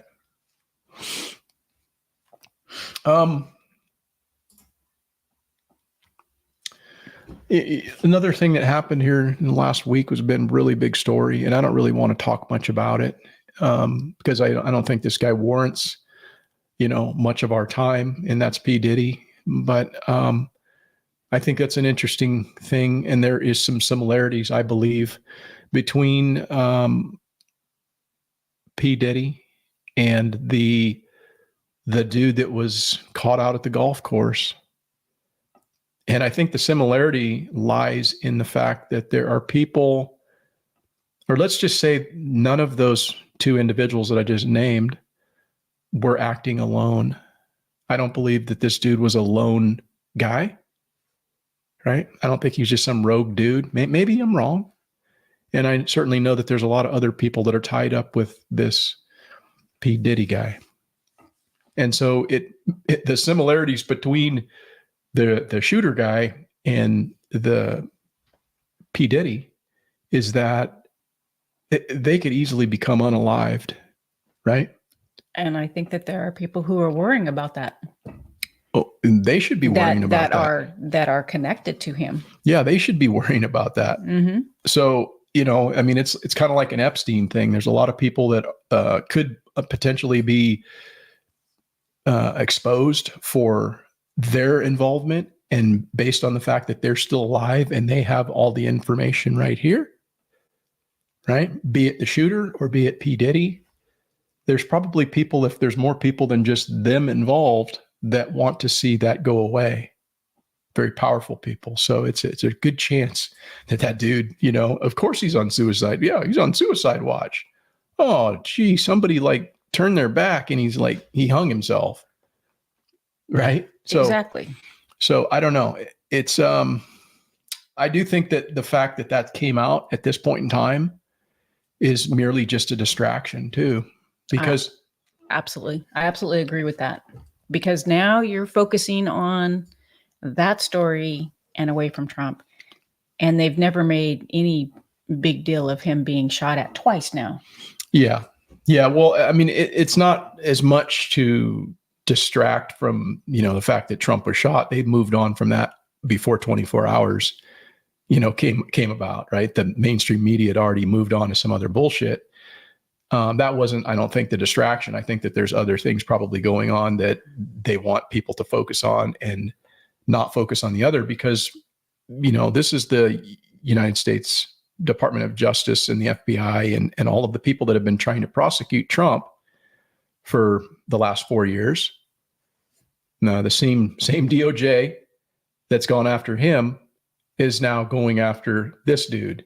And so the timing for me is very suspicious, this close to the election. I don't know what will come of it, but I do think that it's merely a distraction, because here's the reason why. They're not going to do something that's going to be harmful to their interest in keeping somebody in the establishment in power. So let's just say they don't want Trump in, which they don't, right? That's pretty obvious. But they do want Kamala or Biden or some other name your puppet in power. And so they come out at this point in time for a reason. It's not because they're trying to advantage the other side. It's because they're trying to advantage themselves. Right? Mm-hmm. This is the government we're talking about now, making these charges public at this very moment, 40 days from the election. So just think about that. and realize that it's probably a distraction. Doesn't really warrant much more of my time to talk about P. Diddy and whether, who's involved in all this other bullshit, because I could care less. But I don't know. I think it's pretty interesting. Right? Yes. And I agree that, it is put out there at the time it is for a reason. Yeah. Yeah. So anyhow, let's move on from that. I think I got a couple questions I got to get caught up on here. Let's see. Bill Warner, man, you killing me, dude. Says I am famous for harmful content. I kind of am. Kind of a loose cannon. I don't know if I should be saying this stuff. Corporate America is who decides most of our elected officials. That's 100% true. Mm-hmm. Bill Warner says. Could have been working with Epstein too. We never did see the list. Yeah, Hogs says, yeah, it's, I'm not holding out any hope on that. I'm actually not even really holding out much hope on the P. Diddy thing. I think that there's a lot of people involved, man, that would there's videos of, him with like all kinds of compromising positions. And, I don't know. We'll just see how all of that's going to play out. London agrees as well that it is merely a distraction. And yes, you are correct. Have you been to San Francisco, Sylvia? Because she says so much perversion in the world. Yeah, San Francisco was actually a nice place back in the 1960s. Yeah. Before it turned into, yeah. There's some nice places, man. There's nice places everywhere. But I don't even like to drive through San Francisco. No. Or Oakland. Yeah, London says Diddy getting arrested is sending a powerful silent message. Bill Zegley says, focus on the shiny or crazy things and not on the hard-hitting facts, hoping whatever sticks to the wall will change the narrative. Yeah. Last time when they changed the narrative, it was a pretty big change to the narrative. Trump was like, man, his economy was great. Everything was great. It quite honestly was. The only thing that wasn't great is liberals' hair were on fire because Trump was doing great. The economy was great. Gas prices were good. There was like no turmoil with regard to geopolitical conflict. There's always going to be the Middle East Israel thing or whatever, but by and large, things were pretty good. And then all of a sudden, like 10 months out, or it was almost about a year out, when the COVID thing hit right around November, I think it was, and then December. And then by January, it was here in the United States. And by March, they were shutting everything down. Well, even at that, he was talking about medication that had already been approved and tested, and they were knocking him down for that. That was later in the year. I was just getting to like March when they declared everybody's got to stay home. Businesses shut down. This is like, and it had people freaked out with like everything. And then, of course, through the summer, they unleashed, the black guy getting choked out. And then cities erupted on fire, all at the glee and direction of our Democratic leadership and our lamestream media. They were cheering that shit on. Oh no, there's nothing to see here. That's just democracy at hand, right? Meanwhile, people are losing their lives and getting shot, and businesses are being burned, and all kinds of stuff. And they're just like, oh no, what are we supposed to do? And that's when things went like south for Trump, is in those last like 10 months. And even then, he still, in my opinion, probably exceeded expectations for the enthusiasm for his reelection. However, that's not how it played out, as we can probably all remember, right? There were hanging chads left in Minnesota and Georgia and other places. So, but I digress. Sending power. Okay. Let's see here. Bill says, I've met you at SRF, Eric. I pay close attention to all your content. Yeah, man. I thank you for that. That's cool, man. Yeah, we're just trying to do the thing here, trying to, I guess, share some ideas, in an authentic way, I suppose. It's not always scripted. We do have some notes of things we want to talk about and Eric's do. is scripted. What am I scripted with? What you talk about, you kind of have an idea. Well, You have an outline. Yeah. But that's what you have to have, or you get on here and you sound like a fucking idiot. What are we going to talk about tonight? I don't know. So you're telling me I sound like an idiot? No, we'll start talking. I've been talking. Okay. I didn't say you sounded like anything other than you got to have an outline to steer you in the right direction. No? See, now we're entertaining them. I don't know. We're bickering back and forth. I don't know if we are. Yeah. Let's see here. He's got to be nice to me. I'm the person who cooks dinner. Oh, yeah. I've got to be nice to you because I love you. That's why. Well, thank you. I love you too. Let's see. Sylvia says, yes, I have. I was there in 2004. Dean Mullis in the house, man. How are you doing? You got them hair sheep under control? How you doing, brother? Yeah. Oh, yeah. Yeah, that was sad, man. I don't like seeing that kind of stuff. That's my country. And I have love for this country. I have love for its historical history. I have love for that. And when there's statues put up, there's a reason why they're put up, because maybe there's something we can learn from the people that others have said, hey, these are people that are worth learning about. And so to tear that down, it's not something I expect to see in this country. I really don't. But unfortunately, we're going to see a lot more of that, because there's going to be a lot more division, because we've got millions of people here who don't know what it means to be an American. They don't have the same level of understanding or reverence for our history, right? We're a young nation. We've got our problems. We've got our warts, if you will, our stains that, it's okay to talk about. And just because we have people who own fucking slaves that helped shape the fabric of this country doesn't mean that those men were bad people. That's just the way shit was back then. Were they wrong? Yeah, I guess so. Right? Yeah, but thing is that, and you already covered it, is that was then. Mm-hmm. And we have now, moved here. And so to look back and say, oh no, that statue's got to be taken down because that person had a slave. Right. There's a lot of bad shit that went on in this country, man. A lot of stuff that people don't like talking about, the fucking slaughter of the Indians. We've got a place up here I run in our local Bureau of Land Management area, our BLM property locally, and it's called Massacre Flat. And the reason why that is because there was like a couple hundred Indians, Native Americans that were slaughtered there. And, that's nothing you're going to learn about in school, man. You have to dig up and I was like, why the fuck they call it Massacre Flat? And I started digging around, and when you learn historically how shit got its name, sometimes you're like, ooh, that's not cool, man. Those are nothing that we want to celebrate, but at the same time, you don't want to sweep that under the rug and not understand that, people have been wronged here, man.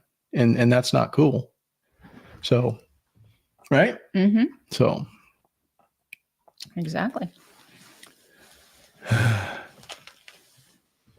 Let's see. So there was Bill Zegley said that they were mostly peaceful protests, billions of dollars in damage, but they were peaceful.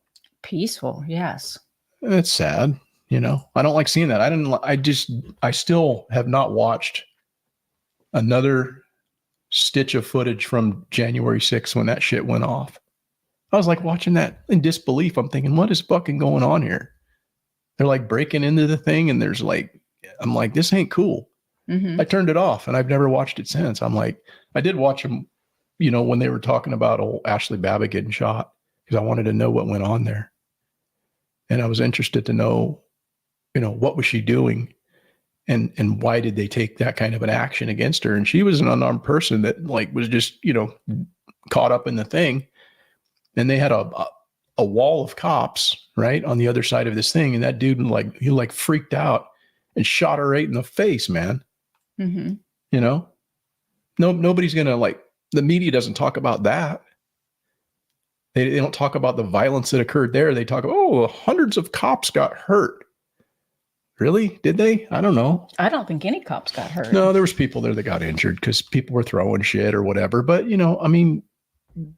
there's speculation and probably a good deal of evidence that suggests that a lot of that was instigated by the inside. So again, we talk about inside jobs and all. So I don't know. It says, as a matter of fact, I'm working on a compost chicken yard based on your design. Yeah, cool, man. I got to get in there and do some work in mine. It's I've been pulling some compost out of there, bringing some material in and stuff, but I needed to get in there and do some further work.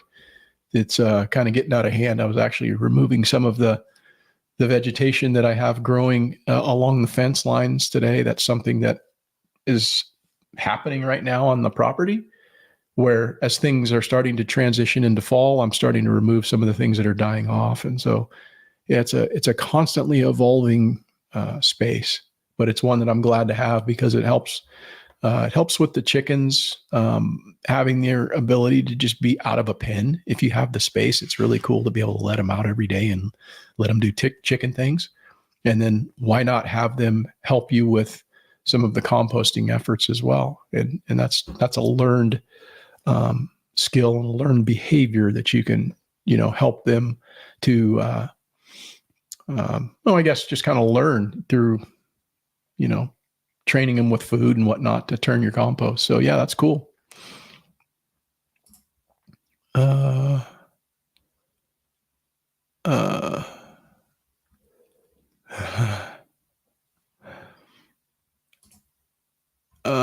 Let's see, hogs. No, it's the Yana Trail. It's off of the Yana Trail.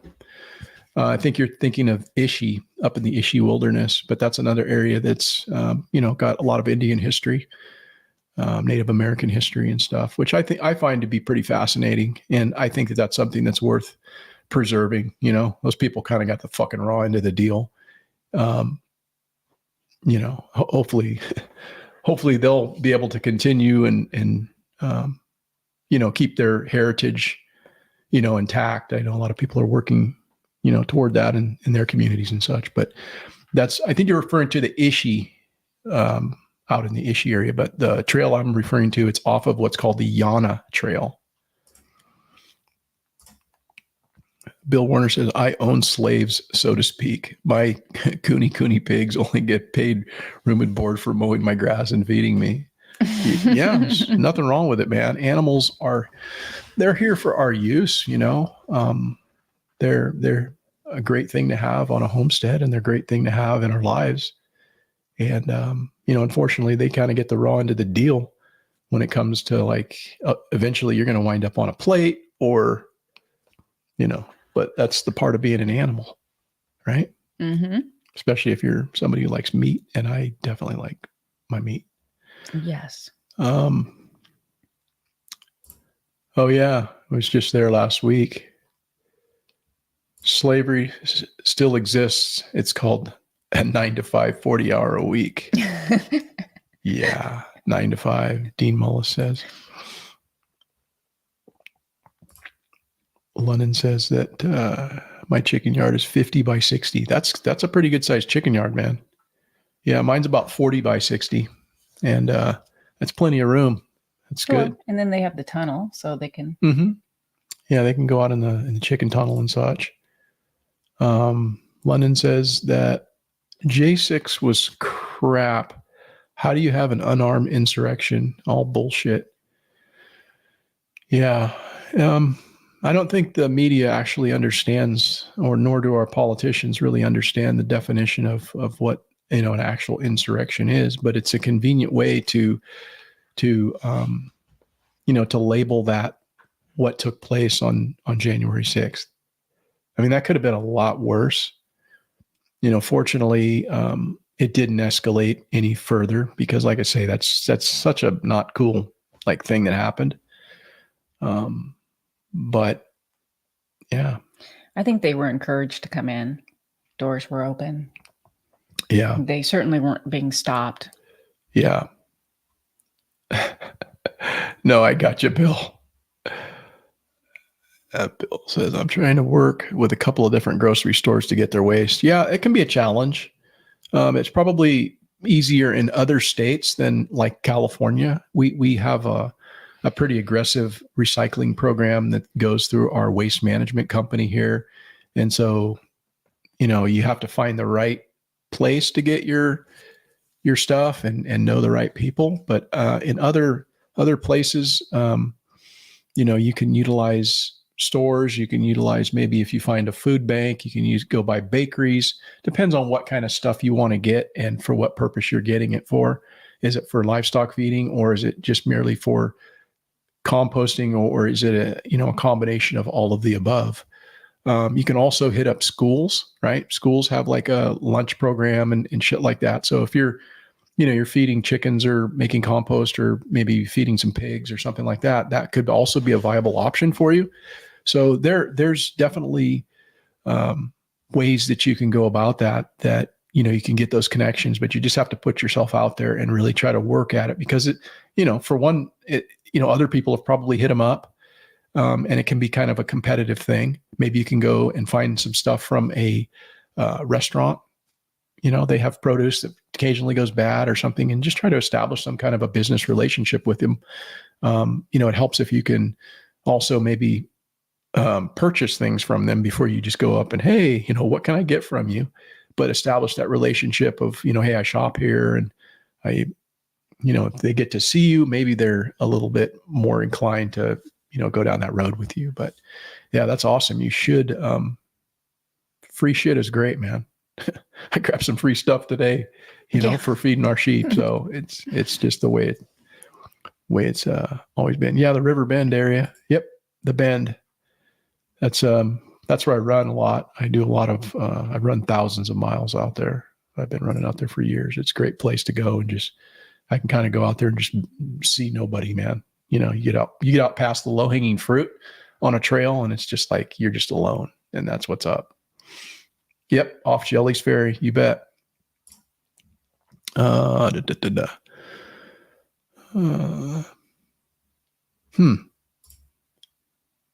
learned about the Ishi in the 60s. Huh. Is she the boy? Ishi the boy. I'm currently working with a family-owned produce stand and getting their waste, says Bill Warner. That's fantastic, because more than likely, that's probably going to be some organic produce that you're getting. When you go through a commercial entity, a lot of times, you're dealing with stuff that's been, sprayed with pesticides and bullshit like that. Obviously, organics would be the way to go, but as somebody who's asking for free things, you can't always be like super particular, unless you just want to be super particular, but that's going to limit your access and limit the amount of material you're able to acquire for your efforts. So that's fantastic, man. Hog says, yep, going to a prison for entering a public building. Cops even open some sections. And going to prison for entering a public. Oh, yeah. Yeah, no, they did that. You're talking about J6. Mm-hmm. Yeah. I don't know, man. There's still people that are dealing with that. There's still people that are actually incarcerated that really, from what I understand, didn't do a whole lot. They were just there. They were just, and they're being made examples of, I believe. I don't think it warrants what the response was from the federal government, but that's how they do it, right? That's how they instill fear into people, so that, there won't be a next time, or people are going to think very strongly about the next time. So that's all part of the plan, right? They're going to make examples out of people. Jackson, Tennessee, in the house.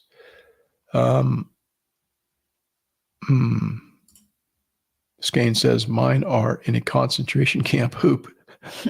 Hoop coop, 10 by 12 called Fort Knox. Yeah, it works, man. Keep them close. Yeah, it will definitely cut your feed bill down depending on how much material you can get. And it's a fantastic thing. It just provides a little bit more diversity to the feed that you're actually, giving your animals. Nutrient density is something that is very, very important. If you can find organics, that's fantastic, man, because you're putting all of that back into the animal that you're going to be either obtaining eggs from or eating for meat or what have you. And, aside from whatever you're feeding them, maybe commercially or what you can bring off your property, providing that additional nutritional diversity is fantastic, man. So congratulations on that.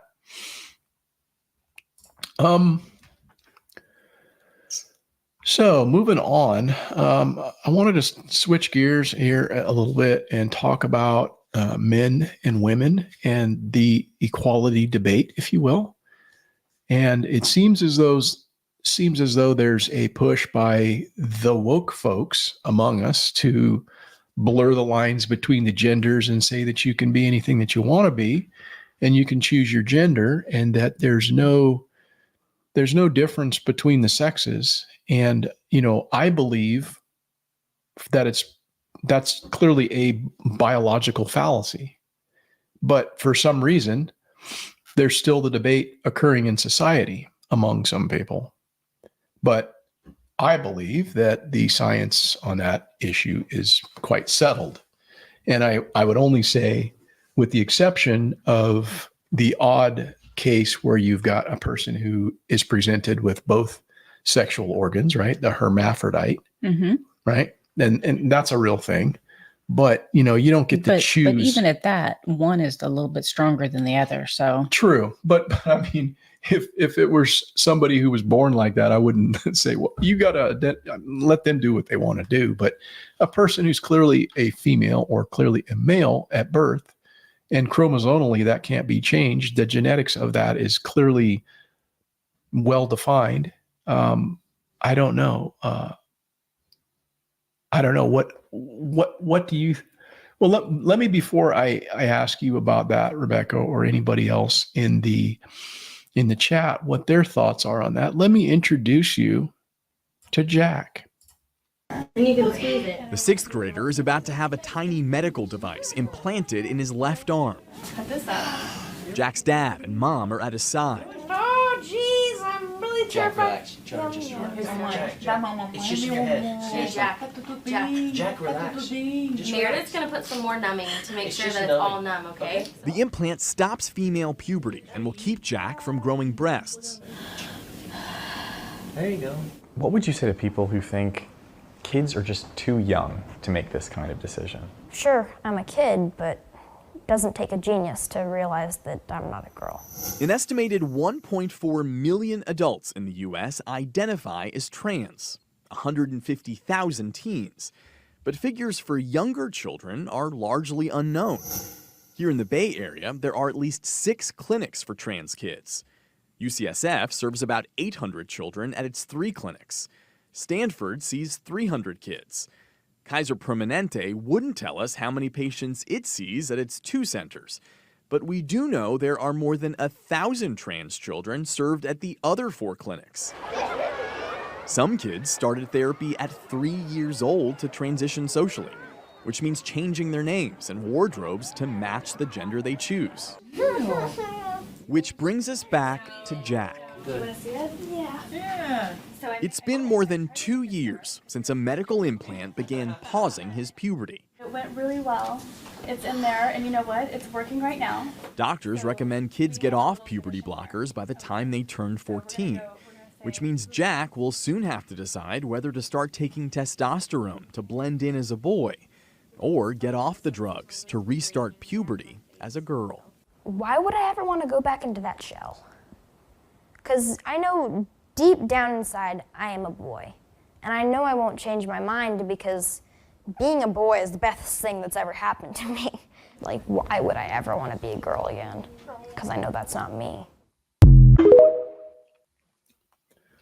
Well, I know what Hogs 14 thinks of it.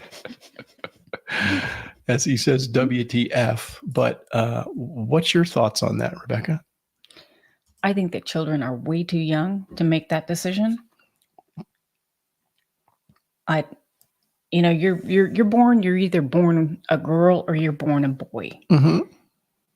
And there's no change. It's not natural to change.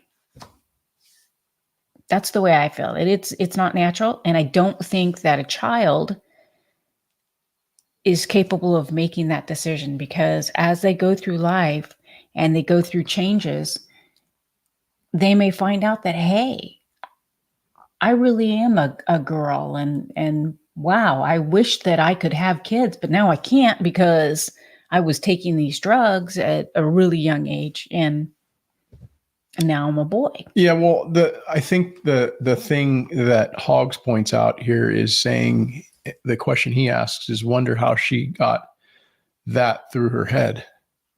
And it comes from... Well, I would say not only are they educating them that in school, but you have to have parents that are going to stand up and say, you were born a beautiful little girl, you were born a beautiful little boy, and raise that child that way. Mm-hmm.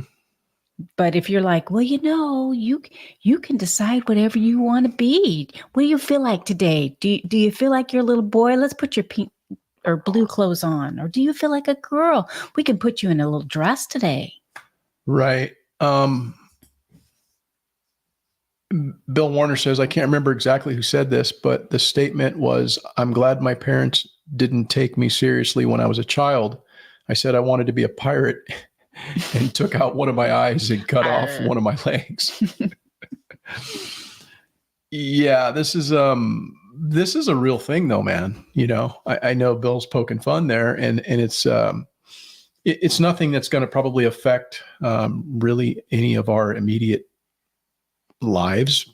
It may, because this type of a suggestion is out there in society that's become somewhat pervasive, particularly in states that we live in, which is California. All of those clinics that they were referring to are all Bay Area clinics down around the San Francisco, East Bay area. And, you're talking thousands of people that are being affected, thousands of young children that have been given the idea that this is somehow something that is an option for them. And, you didn't have this when we were growing up, right? Is it because kids, were forced to keep it in? Or was it just that kids were like, hey, you know what? I'm a boy. And this is what I am biologically. Now, if you choose to be gay or whatnot, that's been a thing that's been around for a long time. And again, that's a choice, but it's also something that people have a proclivity for, a predisposition for. They're born that way, I believe, right? It's what you're attracted to. There's people that are attracted to all different types of things, right? There's people that are attracted to the same sex, whatever, but you don't get to change your fucking sex. That's something that genetically it just doesn't compute, right? There's only two genders. And so I think there's been a real push among the woke left to convince people that this is somehow normal. And it's clearly not normal. It's a mental issue, right? And there's a normalization and a breakdown and a trying to blur the lines between men and women to draw this somehow like fuzzy level of equality in a sense. But I don't know. Do you have something you wanted to add to that? Well, I was just going to say, yes, we have two genders, a male and a female. We're here to procreate and to carry on. Right. So if you're switching genders, you're no longer able to procreate, and we will cease to exist. Yeah, I suppose if they're doing something that's irreversible to their ability to hormonally function in the way that they were designed to function at birth, then yes, they will lose that ability. And, I often, and this is just a very opinionated view that I have. A lot of people don't share this view, but a lot of people do. And, I always would make the argument to somebody who would say that, a gay relationship is on par with what a man and a woman could do as far as the contributions to society. And I would say, no, you're exactly wrong on that. And now there are the men and women who can't procreate for whatever reason. Maybe they choose not to. Maybe they don't have the ability for their parts to make the appropriate connection there with regard to the sperm and the egg and everything, right? There's people that have issues in that regard. So that just is what it is. But to say that a two men and two women, the relationship is as valuable or on par with what a man and a woman can do in society, you're out of your fucking mind. Because if everybody chose that path, humanity would cease to exist. If everybody was gay, if they made that choice to be with the same sex, there would be no humanity. And so from the standpoint of procreation and the furtherment of humanity, you're out of the question, man. You're just not even part of the conversation. So that's my personal opinion on it. Now you can do what you want to do. You can be as gay as you want to be and be with who you want to be and love who you want to be. I got no issues with that. But don't say that the relationship that I can have with my, wife is unequal with the relationship that you have with your husband or your wife, if you're of same sex. And that's just my personal opinion. It's a very strong opinion. And some people would be very put off by that, but fuck them. So I agree. If you want to be in a relationship with two women or two men, that's great. But it is not, and it's basically what you just said, it is not the same as a man and a woman who actually have parts that connect, that help procreate, right, and carry on. And you can't. I mean, you can bring in the issue, or you can bring in the argument of, well, I can adopt. Well, you can, but it's still not the same as a man and a woman. No, it's not. And that's why I really always had a problem with the term marriage, gay marriage, quite honestly, because the relationship that I have with my wife is on a different level than what two men and two women can have. You can call it a civil union. You can call it whatever you want. You can call it a marriage, but don't expect that I'm going to acknowledge it and to agree that, it's just every bit as valid as what you've got going on. Because it's not. Sorry. That's a strong opinion, but it is just that. It's my opinion, and it's not going to change because I think that biologically things are on my side. I don't have to capitulate to your fucking mental twisted version of how you think things should be and how you think life should be. Am I sharing too much? No. Okay. But anyhow, I got off on one there. Sorry. The condition in our schools that is happening, it's something that they're pushing in this state, right? Newsom signed a bill not long ago saying that, they don't have to, kids are able to confide in the schools, and the schools don't have to, they can keep that from their, if they're doing some kind of gender reaffirming bullshit, they can go right straight to the schools and get whatever it is that they want to do to affirm their gender choice.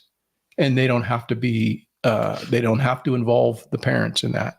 And I think that is a clear violation of their overstepping their authority.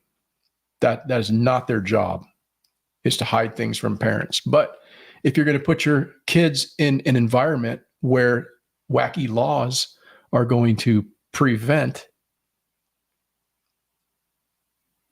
your children from or the school from telling things that your children's doing that could be life altering, I think that, you got to understand that going in, right? Mm-hmm.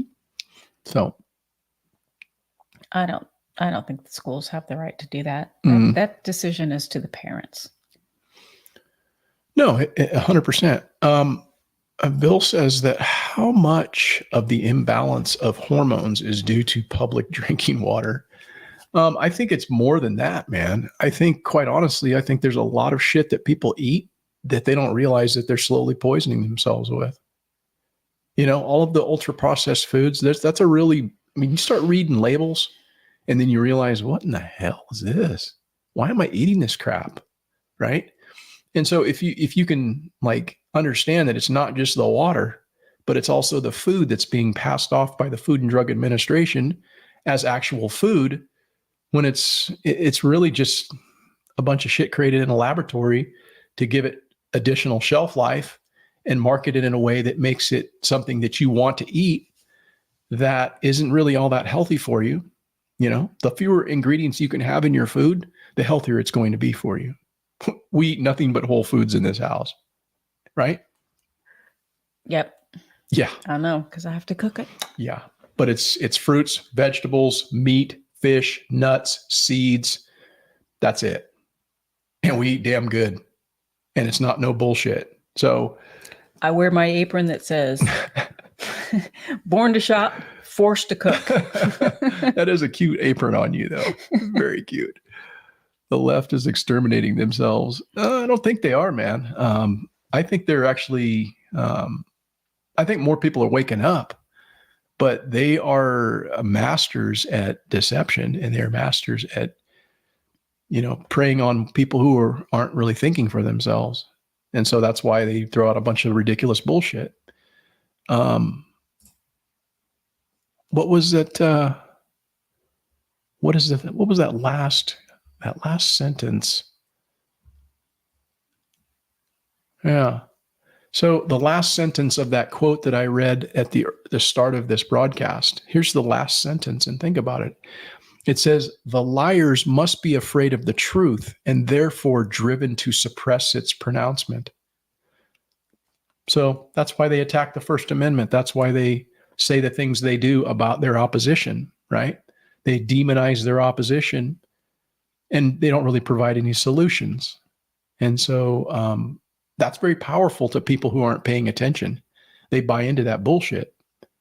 And so I think that they're actually going to continue to grow their influence rather than,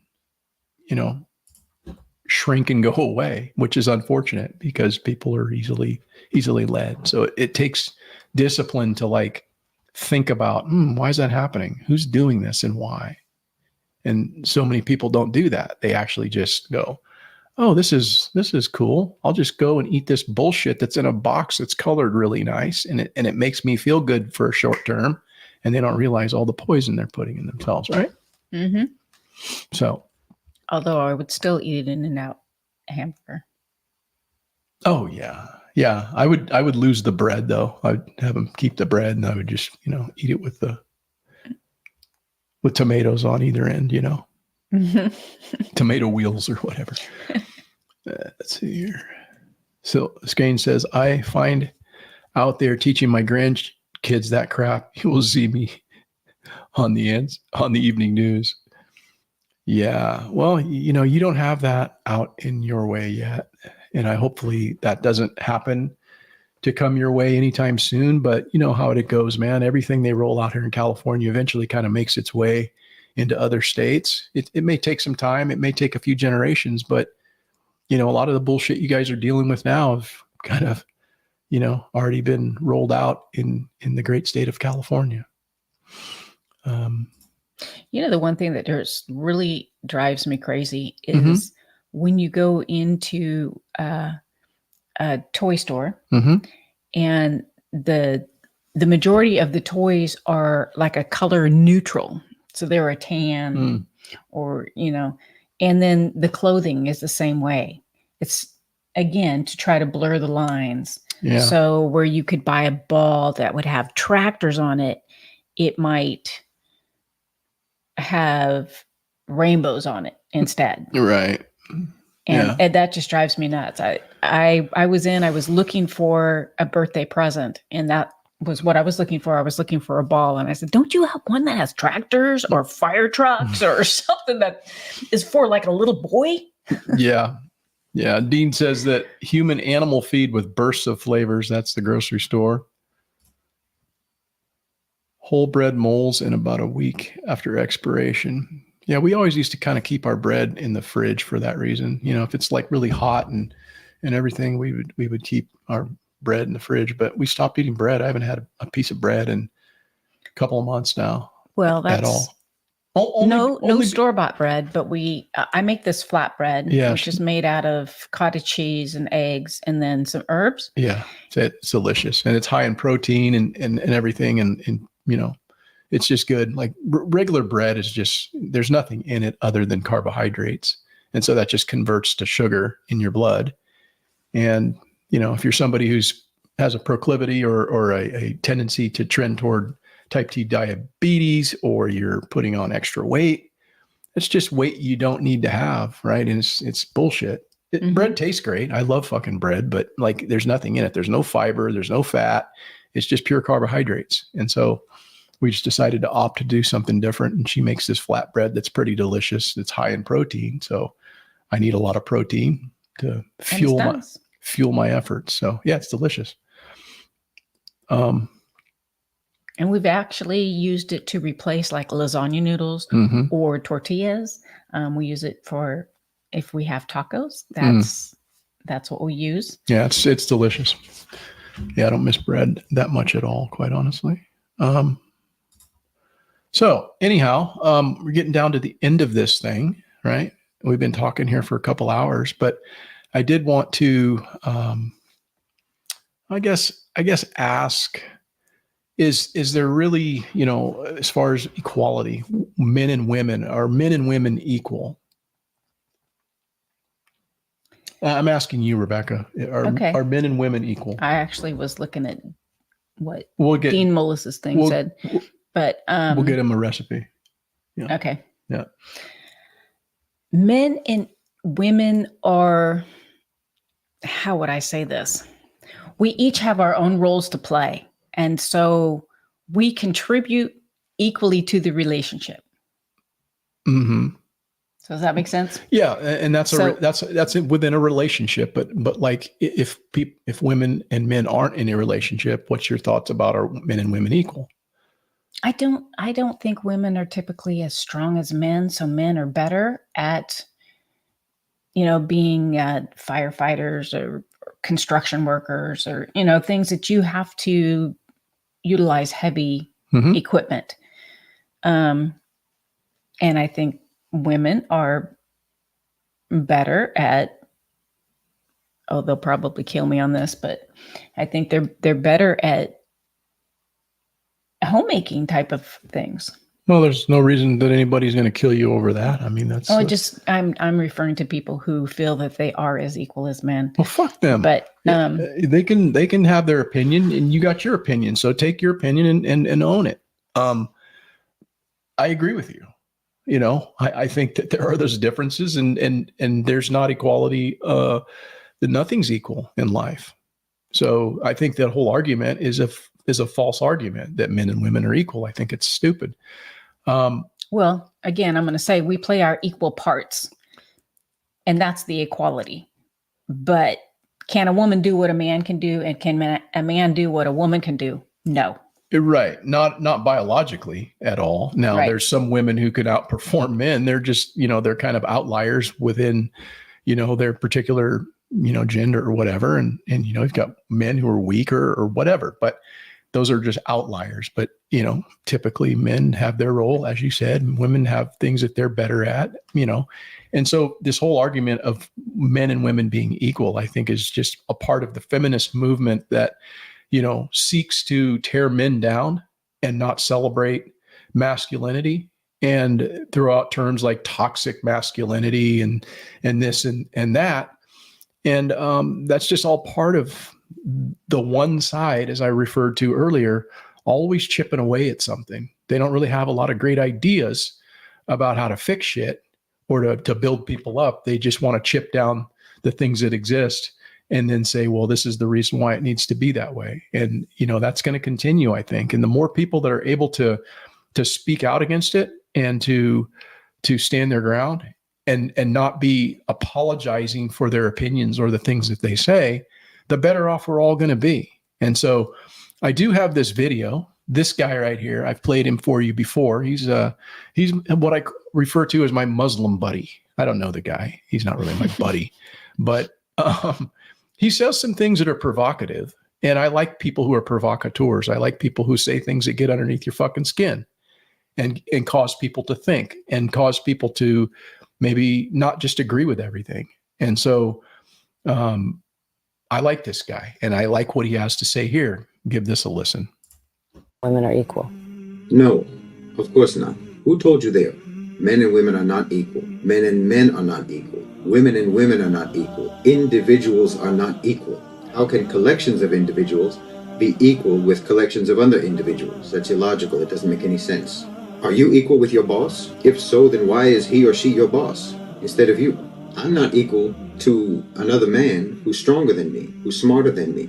There may be things that I cannot understand, and a woman is able to understand it instantly. Or maybe there's something that I can do that a woman cannot do. If we're all born equal, then how do you explain the infinite disparities between people's capacities? Every person, individual person, is tasked with what their God-given capacities are capable of, and no one is blamed or shamed or looked down upon for not being able to do what's beyond their capacity. And we're not judged on an equal basis, but we're judged according to our individual abilities, whether you're a man or a woman. Kind of hard to disagree with that from my perspective. There will be some people that disagree, but again, they can have their opinion. I think that makes a lot of sense. What do you think, Rebecca? Is he wrong? No. Yeah, I don't think so either. Let's get Dean Mullis that recipe. Why don't you just shout it out? And what is it? Let me put it in the chat here. It's just do the 1 cup thing, right? 1 cup. Okay, so it's 1 cup cottage cheese. Okay, 1 cup of cottage cheese. 2 eggs. 2 eggs. Okay. A teaspoon of garlic powder. Teaspoon of garlic powder. Teaspoon of onion powder. Garlic. Onion. Okay. And then you put parchment paper down on a cookie sheet. Okay. I'm going to let you just talk about that. That's purely the recipe, right? Okay. For the most part, that's the recipe. And then herbs over the top. Herbs and shit. And then you spread it out thin, sprinkle it with Italian seasoning. And then on top of that, you grate cheese. I change that up. So I'm not going to say a specific cheese. Sometimes it's smoked cheddar. Sometimes it's Sicilian Jack. Whatever you choose. So bake it at what temperature? 350 for 25 minutes. 350 for 20 minutes? 25 minutes. 25 minutes. All right. And you missed the most important part, which was you blend it. Did you talk about blending it? Oh, you got to blend all that stuff in an immersion blender. I put it all together in a large mixing bowl. In my case, it's a 4-cup measuring cup. Immersion blender, put it in, blend it all up till it's creamy, then pour it out onto the cookie sheet. Right. So here's the recipe essentially. And then, you can put the cheese and the herbs and shit on the top, but there's the recipe. 1 cup of cottage cheese, 2 eggs, teaspoon of garlic, and a teaspoon of onion powder. And then you blend it all up, put it out on parchment paper, add your herbs over the top, bake it for 25 minutes. Good to go. Good shit, man. It tastes really good. It's kind of a little fragile, so it doesn't want to stay together. I suppose you could probably almost experiment around and maybe add another egg, because the egg's the thing that actually binds it. If you forget to put enough egg in it, then it's going to be a lot more crumblier. But it's pretty good stuff, man. I like it. Yeah. So when I take it out, I slide it onto a cookie. What is it? A rack that you A drying rack or something, or yeah, so that it Cooling can rack. kind of cool. And then I move it over because it gets like sweaty underneath, and then I actually it sticks to the parchment paper pretty good.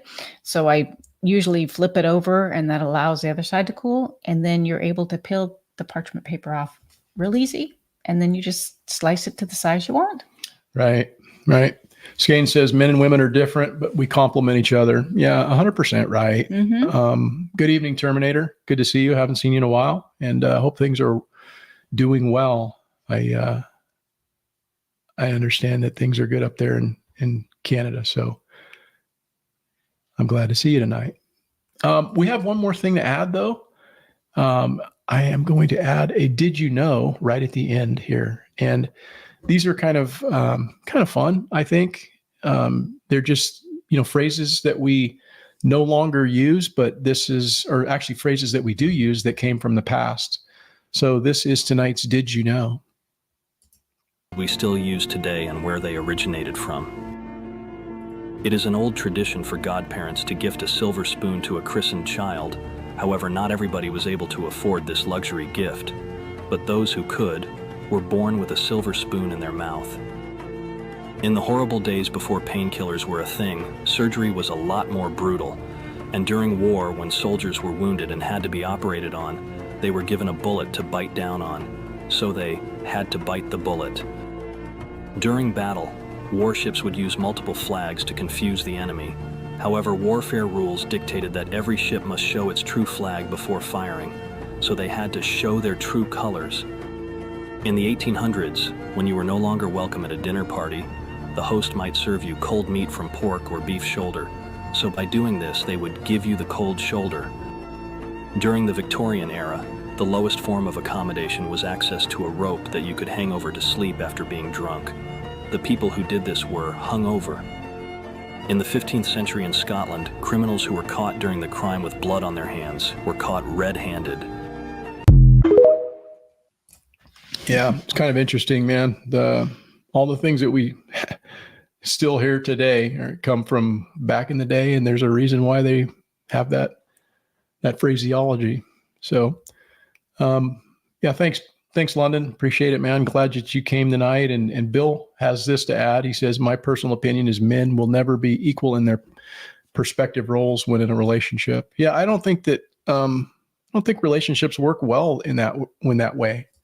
I know that ours wouldn't work well in that way. The differences that we both bring to the table is what, makes us complement each other.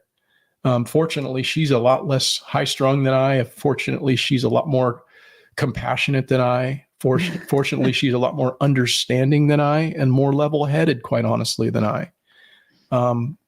And what I bring to the table is what I bring to the table, but that's what makes a relationship, I think, work and flourish. And, we've been able to stay with each other for 35 years now? Yeah. Married 35 years. I would say Eric's a very fast learner. So he catches on to things really fast, where it takes me 2 or 3 times to listen to something before I actually grasp it.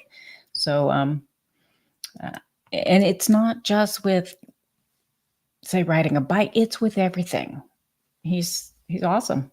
Yeah. Well, I have a lot of talents, but none of them are very good. I'm good at a lot of different things, but not great at anything. So that's just kind of how I am. But Atrides says, and patient, obviously. Yes, she's very patient to deal with me, man. So good evening tonight. Good to see you.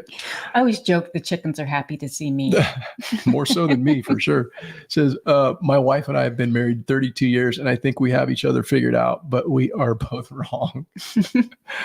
Yeah, well, congratulations, man. It's awesome finding the right one, and so we're pretty lucky and blessed to have each other and have the family that we've created. And yeah, just loving life here, man, trying to do the thing. I'll leave you guys with one more quote, and along the lines of what we were talking about tonight, talking about the one party that seems to want to always attack shit, and that they've got these great ideas on how to on how things should be, right? And the debate always comes down to capitalism and socialism, right? That's kind of the ebb and flow and the push and pull and the yin and yang of what the United States is politically, right? There's people that support the idea of cradle to grave, support me. And then there's people that want to just kind of be left alone and do their own thing. And they're very much aligned with more of a capitalist mindset. I don't think either left unchecked is really the best way to go, but I align more so with one. But this is a quote that goes as such. It says, capitalism works better than it sounds, while socialism sounds better than it works. And I think there's a lot of truth to that. And that quote came from one Richard Milhous Nixon, one of our presidents of the past. And I think that he was quite right there. Yeah, we've been going a little long here. I think this is actually our longest broadcast, man. 2 hours and 20 minutes. What the hell?